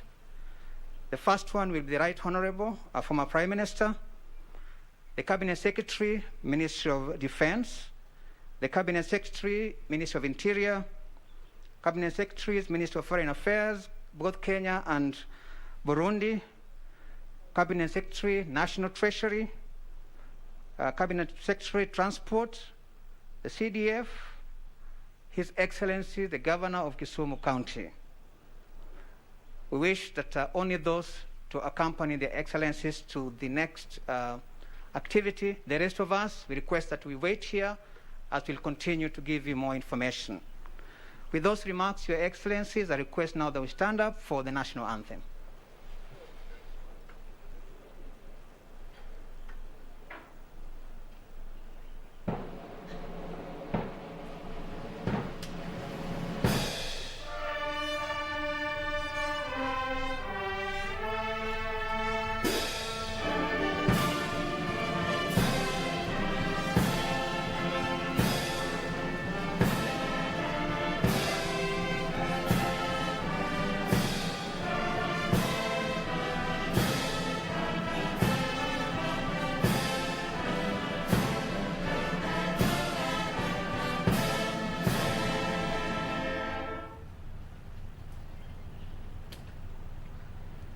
Thank you very much, Your Excellencies.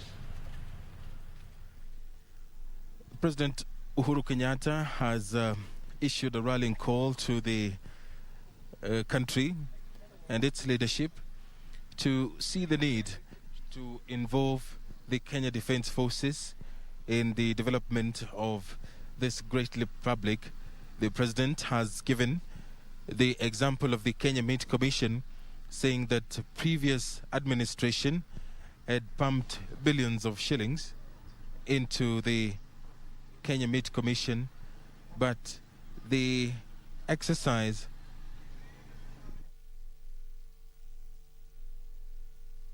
mission did not bear any fruit, and hence they moved to give the KDF that particular role.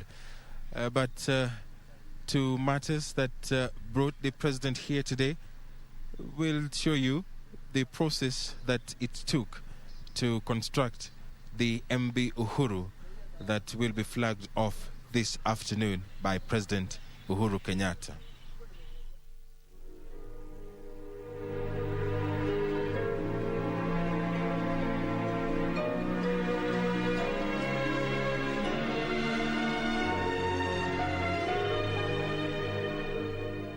Every Uhuru is a big ship. It is a 1,650 tons ship of 2 engines.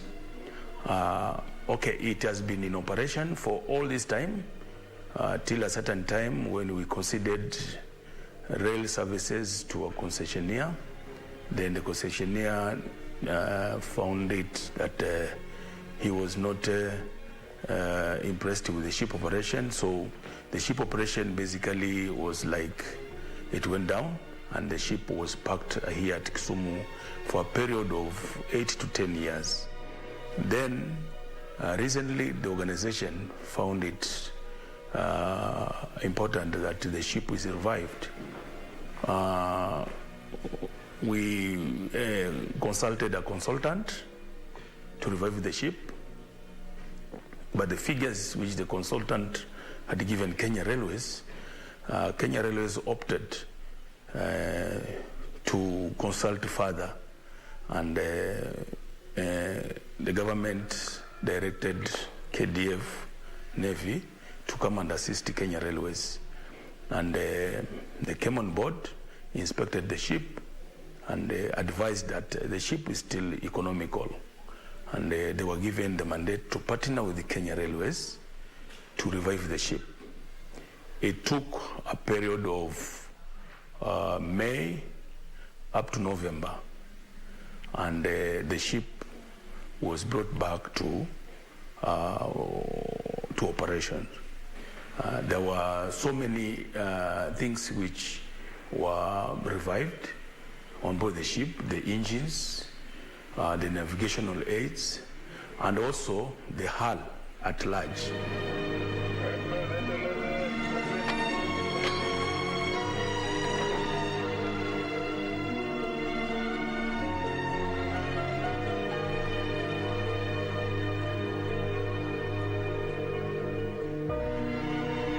After the renovations, the ship has assisted the organization. First of all, I started by maybe cutting down the cost of the refurbishment, which the consultant had put it at 1.5 billion.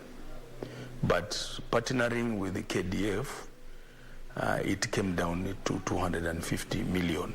So that was really a plus to the organization and basically even to the country at large. The ship has created employment. When the ship was at dock, that time, the workforce had been scaled down to 5 employees. But when it was revived,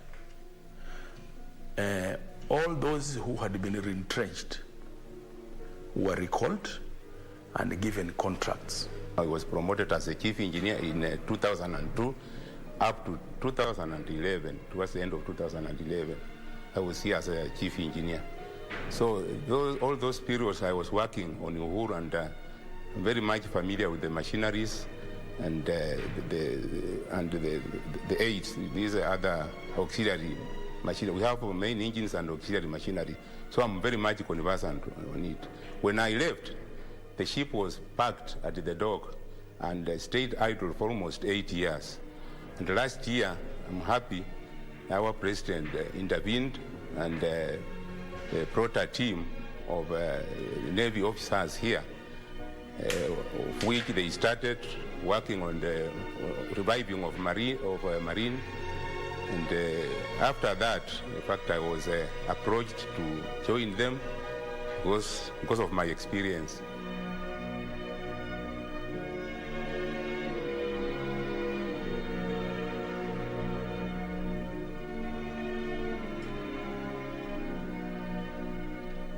When I was joining here, I found that there was a team from the Kenya Navy that was already on board. It is with their effort that this vessel was able to come back to operation after it had been in the dock for a couple of years. I can say I thank them, because without them, I would not have been here, because probably the vessel would still be, in the dry dock and all that. Everybody is happy with what MV Uhuru is doing.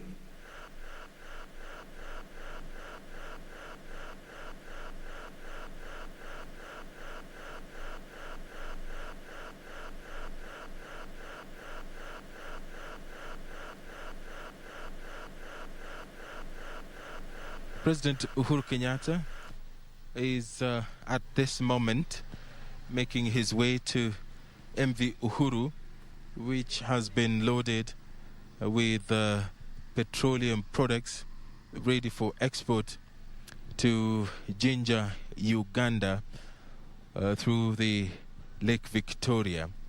The process of revamping MV Uhuru has been ongoing for a couple of months, courtesy of the Kenya Defence Forces, the Kenya Railway, the Kenya Maritime Authority, the Kenya Ports Authority, and through the leadership of the Kenya Shipyards Limited, which will be undertaking in the next coming weeks the construction of a ship, and it will be a first in this area, the port of Kisumu, in 70 years.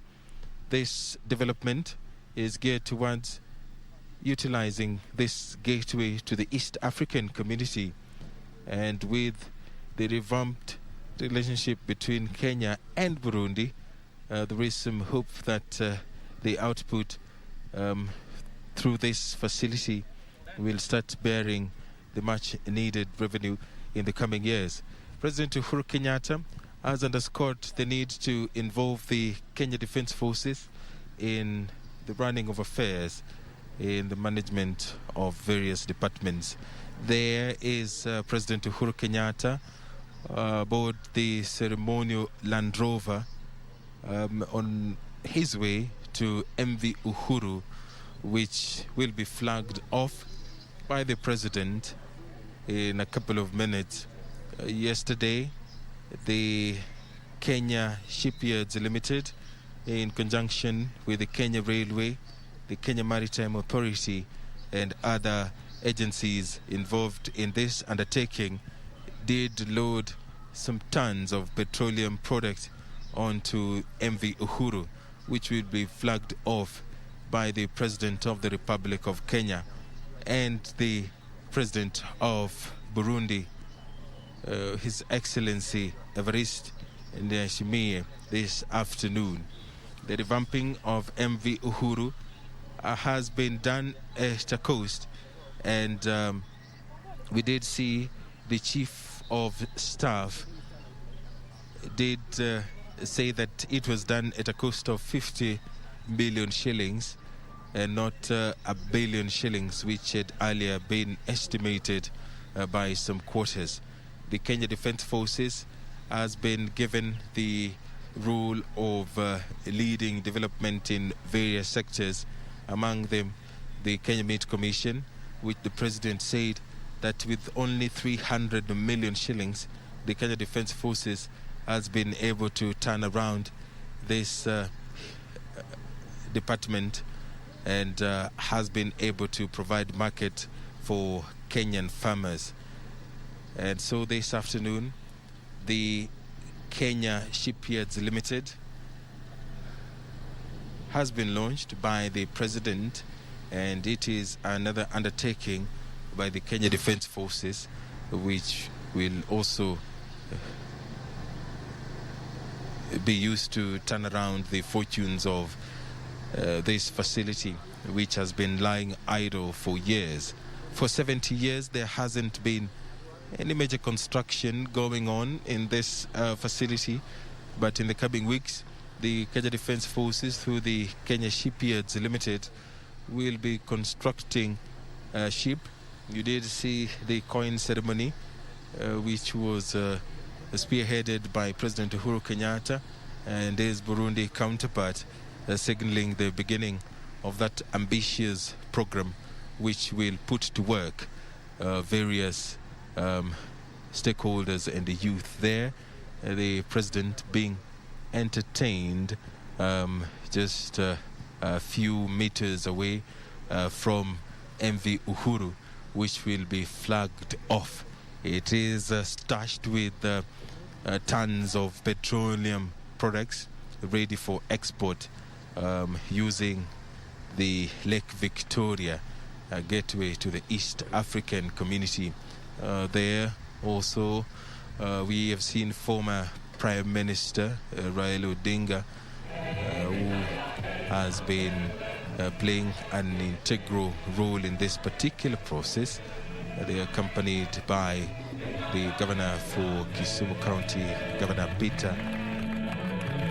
Thank you very much for explaining so. Resume.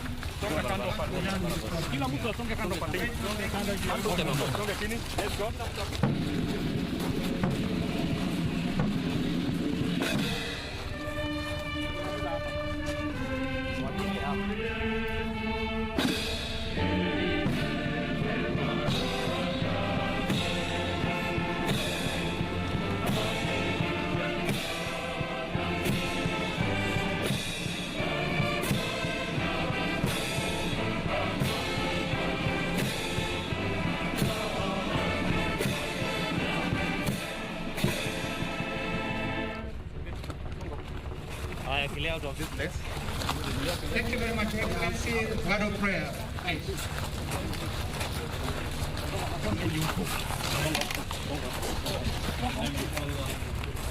The most wisdom, better saying in the sea. Allah is the most merciful and ultimate protector. Indeed, it is by the grace of Allah and mercy that we are here. Flag of envy to everyone. So Allah, we pray that you enable us to path therein. In your name, this is exposed and its anchorage. We beseech you, Allah, that you put the crew and the ship under your constant surveillance, so that they serve and perform the intended purpose. We pray all this through your beautiful names and attributes that are most high. Amen. Thank you very much, Your Excellencies. Now I want to take the full display. Display of the completion of the MV Uhuru Fund.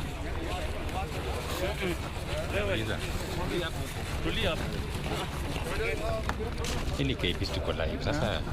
Tuko live sasa. Kumbuka hivi uingilie huko.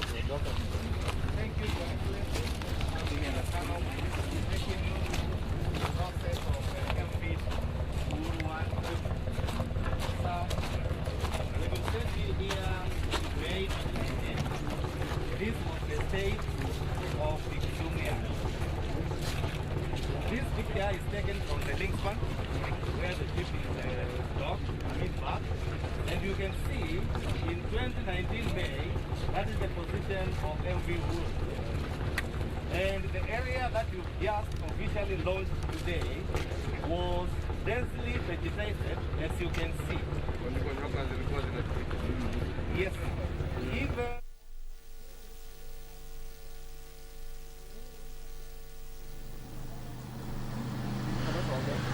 on your screen is MV Uhuru, which will be flagged off this afternoon or this evening by President Uhuru Kenyatta on it is a consignment of petroleum products. What is happening right now is that the production manager is taking the heads of state through the process involved in this particular engagement. Your Excellencies,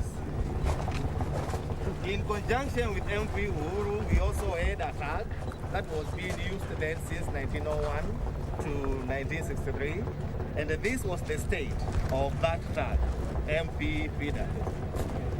So we took this ship from these reefs or the hippocras within our lake, and after the refit, this is what we had.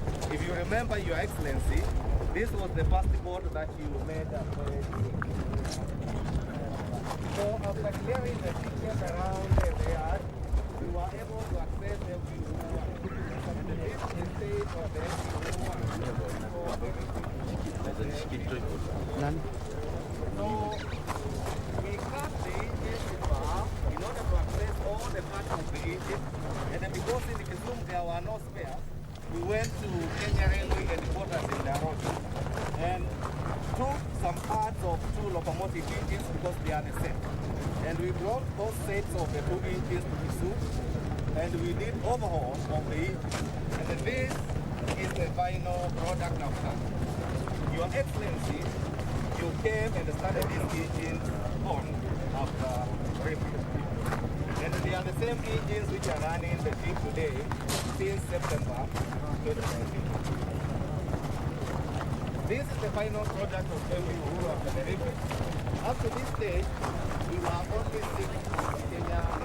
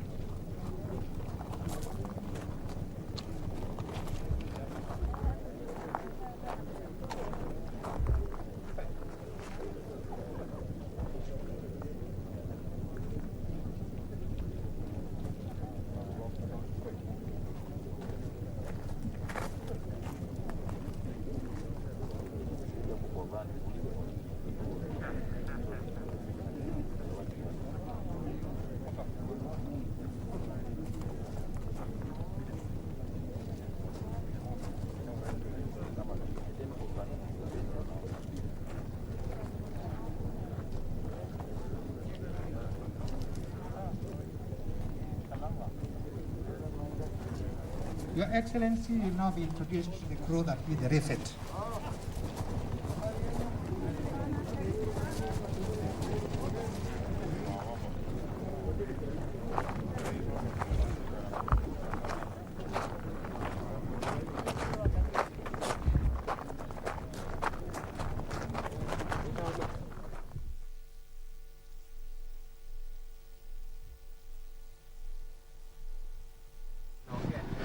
Good evening. If you're just tuning in, this live pictures from the port of Kisumu, where the president is commissioning the Kenya Shipyards Limited. This is an undertaking of the Kenyan government through the Kenya Defence Forces, more specifically the Kenya Navy. The Kenya Shipyards Limited is a government-owned nascent shipbuilding and repair facility of its own kind in the region.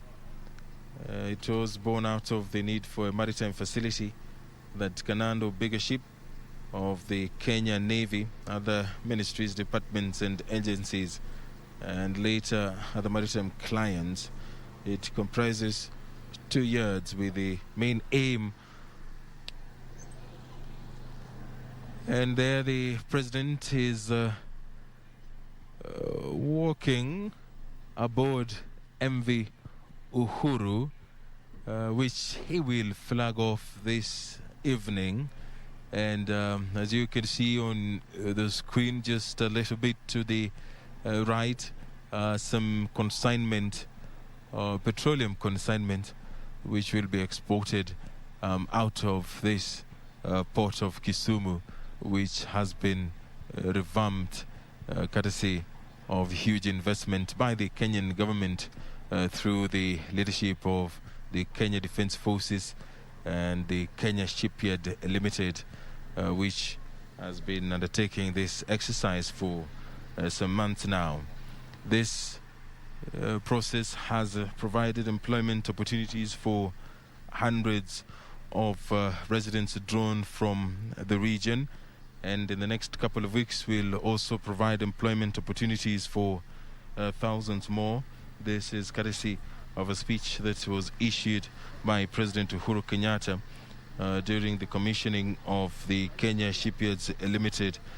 The country will be building ships in the next coming months, and this will be the first time the country does so in 70 years.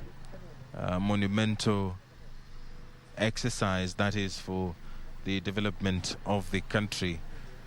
But the revamping is also coming as a huge relief to hundreds of Kenyans who depend on this facility for their upkeep, for their livelihood. And the president said that there will be no turning back in ensuring that Kenyans are enfranchised and employment opportunities are created. He did praise the Kenya Defence Forces for their discipline in delivering on their key mandate and assignments, singling out the Kenya Meat Commission, which he did say has been greatly revamped by the Kenya Defence Forces. President Kenyatta did also indicate that previous administrations had pumped resources into KMC, but all that investment did not bear any output. But ever since his administration invested heavily in the Kenya Defence Forces and handed the mandate of the Kenya Meat Commission, there has been a lot to see in terms of output. With a seed capital of 300 million shillings, the Kenya Defence Forces has been able to provide market for Kenyan farmers who for a number of years had been unable to sell their meat. And that, he says, is an example that Kenyans can use to judge the input of the Kenya Defence Forces. The Kenya Shipyards Limited is also being spearheaded by the Kenya Defence Forces, and it is mandated with building a ship which they intend to undertake in the coming months, and that the president says will be a great investment for the country. The government assigned the Kenya Shipyards Limited 3 projects which are ongoing, both in Kisumu and Mombasa.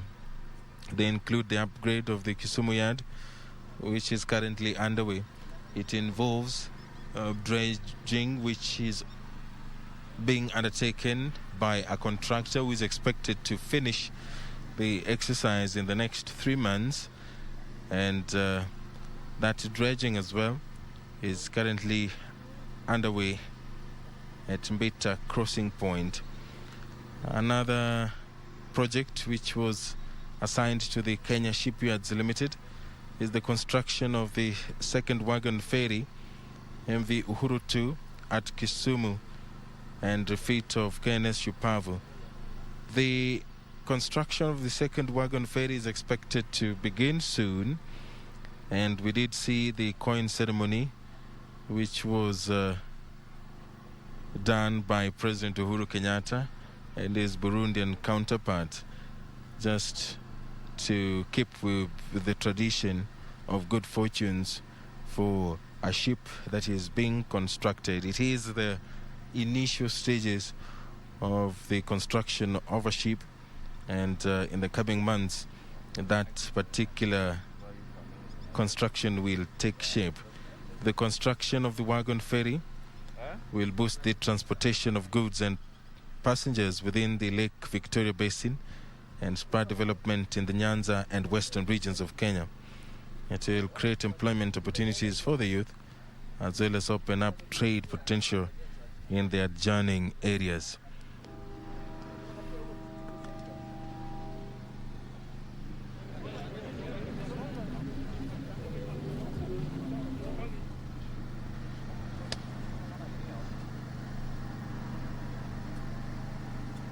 Any moment now, we will see some activity from MV Uhuru, which is heavily loaded with cargo, and that cargo is petroleum product, and it will make its way from the port of Kisumu into Lake Victoria and to the Kenyan neighbors. The revamping of this facility has been undertaken in partnership, but majorly played by the Kenya Defence Forces, the Kenya Maritime Authority, the Kenya Railway, and we are about to see the climax of it all. The shipbuilding process is also expected to begin in the coming weeks, and that as well will be another milestone for this facility, which had been lying idle for the longest time. A lot has been invested in this. There has been some land reclamation, which is currently being undertaken. And the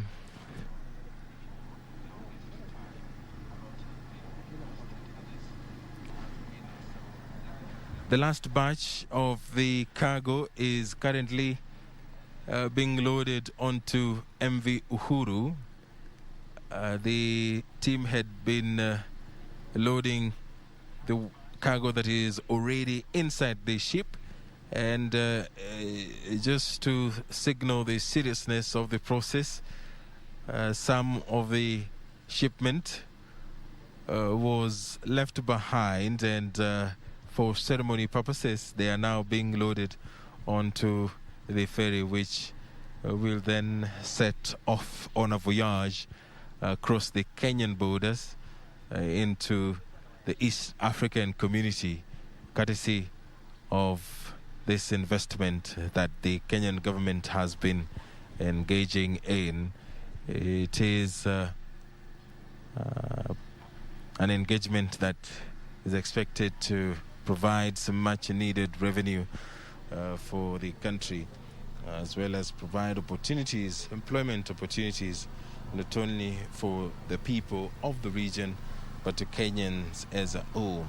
So today, the Kenya Shipyard Limited is being formally commissioned concurrently with the keel laying ceremony for the construction of the second wagon ferry, MV Uhuru 2, here in Kisumu.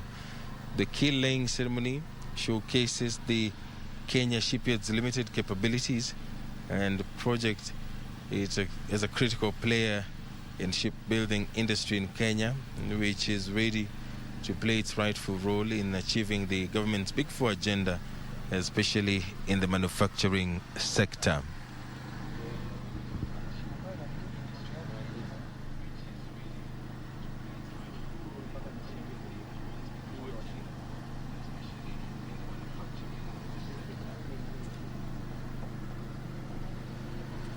If you're just joining us, we are coming to you live. It is a special broadcast of the commissioning of the Kenya Shipyards Limited and a consignment, a shipment of petroleum products from the port of Kisumu is about to begin. The president will be flagging off MV Uhuru from the port of Kisumu at the Kenya Shipyards Limited, and that will signal the climax of this revamping process, which has been undertaken at a cost of 50 million shillings. The Chief of Staff of the Kenya Defence Forces, Honorable Kibochi, did state that it had been estimated that this revamping process would cost the taxpayer 1 billion shillings, but that was revised down to 50 million, and that is what it cost the country to get to where we are today. And we will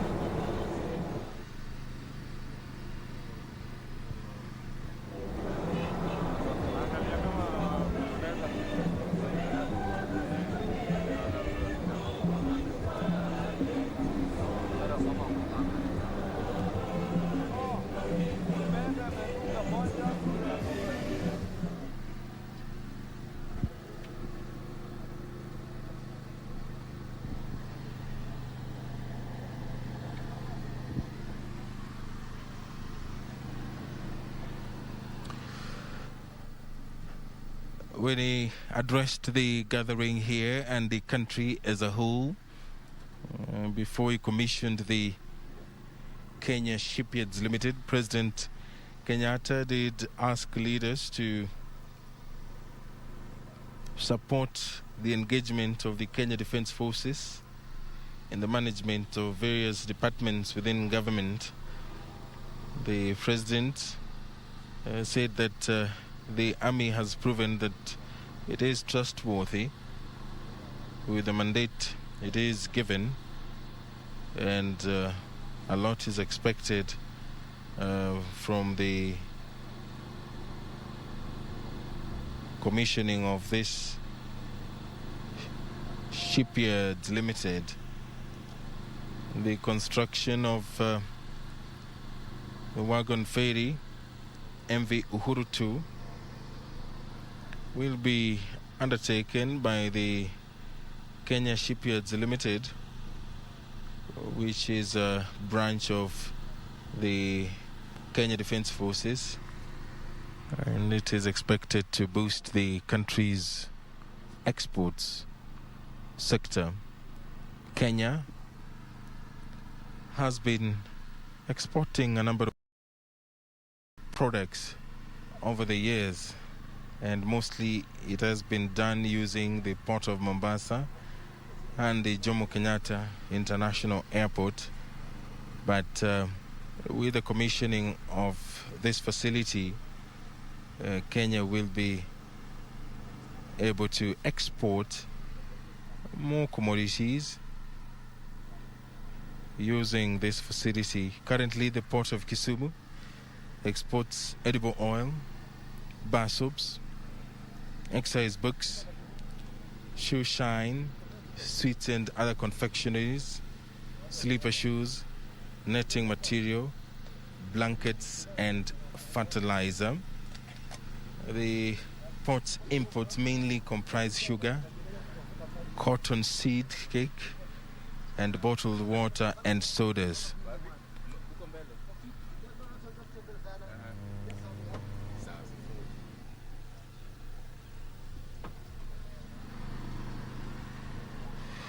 Kisumu Port is positioned at a strategic point. It is the gateway into Uganda, Tanzania, Rwanda, and Burundi.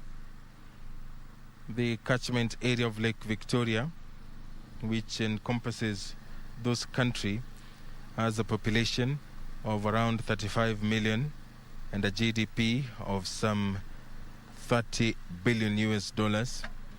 That is about 40% of the total East African community economy. Approximately 500,000 people live in Kisumu and 10 million people in the Kisumu region. This is Vihiga, Kakamega, Nandi, Kericho, Homa Bay, Migori, as well as Kisii. And as such, Kisumu is the third largest city in Kenya and a commercial center with diverse and partly unexploited resources in agriculture, commercial, industrial tourism, and transport services. The port of Kisumu is one of the ports on Lake Victoria.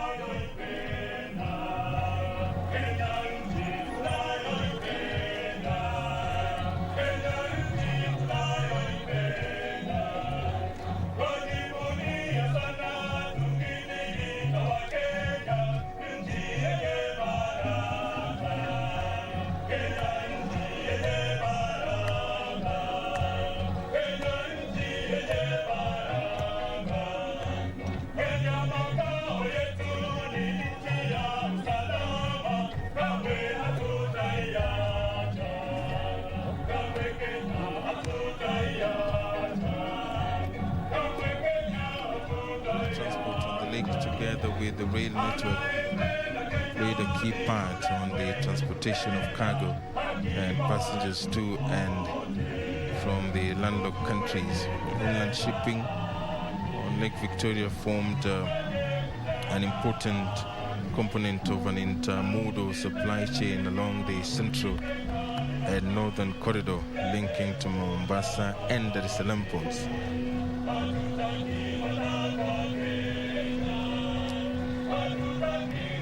By the mid-20th century, the East African Railways and Harbours Corporation operated regular sailings from Kisumu Port to Port Bell in Uganda and Mwanza in Tanzania, using rail ferries that carried rail wagons loaded directly from rail tracks in the three ports.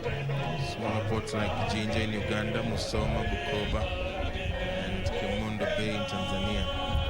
Typical journey times 13 hours between Port Bell in Uganda and Kisumu, and 19 hours between Port Bell and Mwanza in Tanzania. The port occupies 17.5 hectares of land with a staking area designed to accommodate a throughput.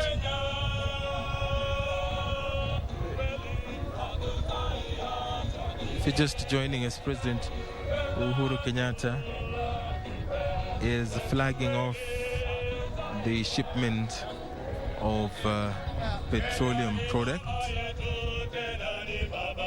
by MV Uhuru. It is the climax of a revamping undertaking the Kenya Shipyards Limited, the Kenya Maritime Authority, the Kenya Railway, the Kenya Ports Authority, and the Kenya Revenue Authority, KRA.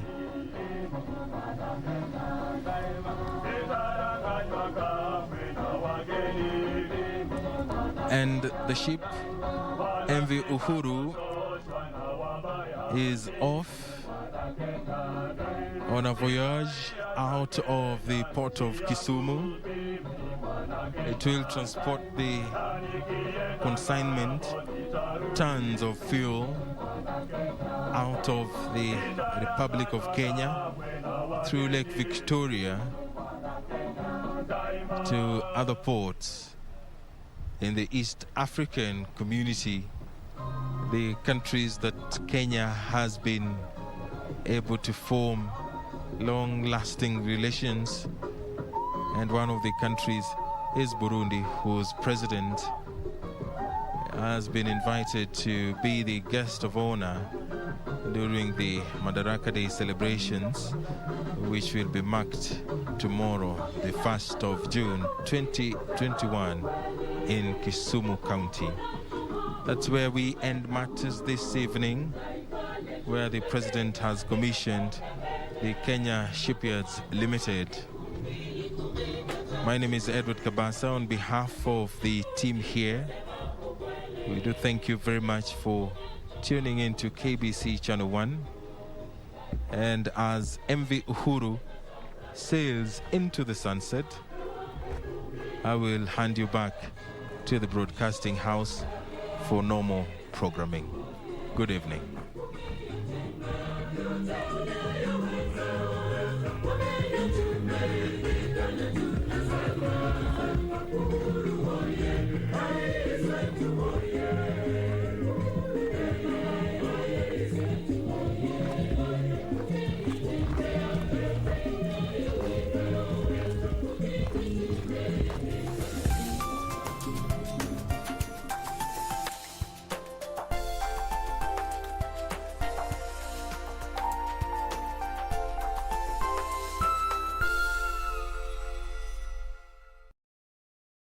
Tonight on KBC Channel 1.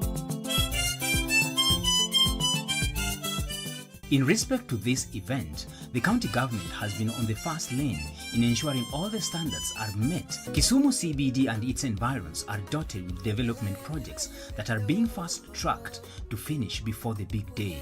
Tunaona barabara zinatengenezwa. Intense construction activities and workmanship has been going on at the stadium to elevate it to state-of-the-art facility that the locals can be proud of. Tunangojea hiyo siku ifike, tukaribishe kiongozi wetu wa taifa.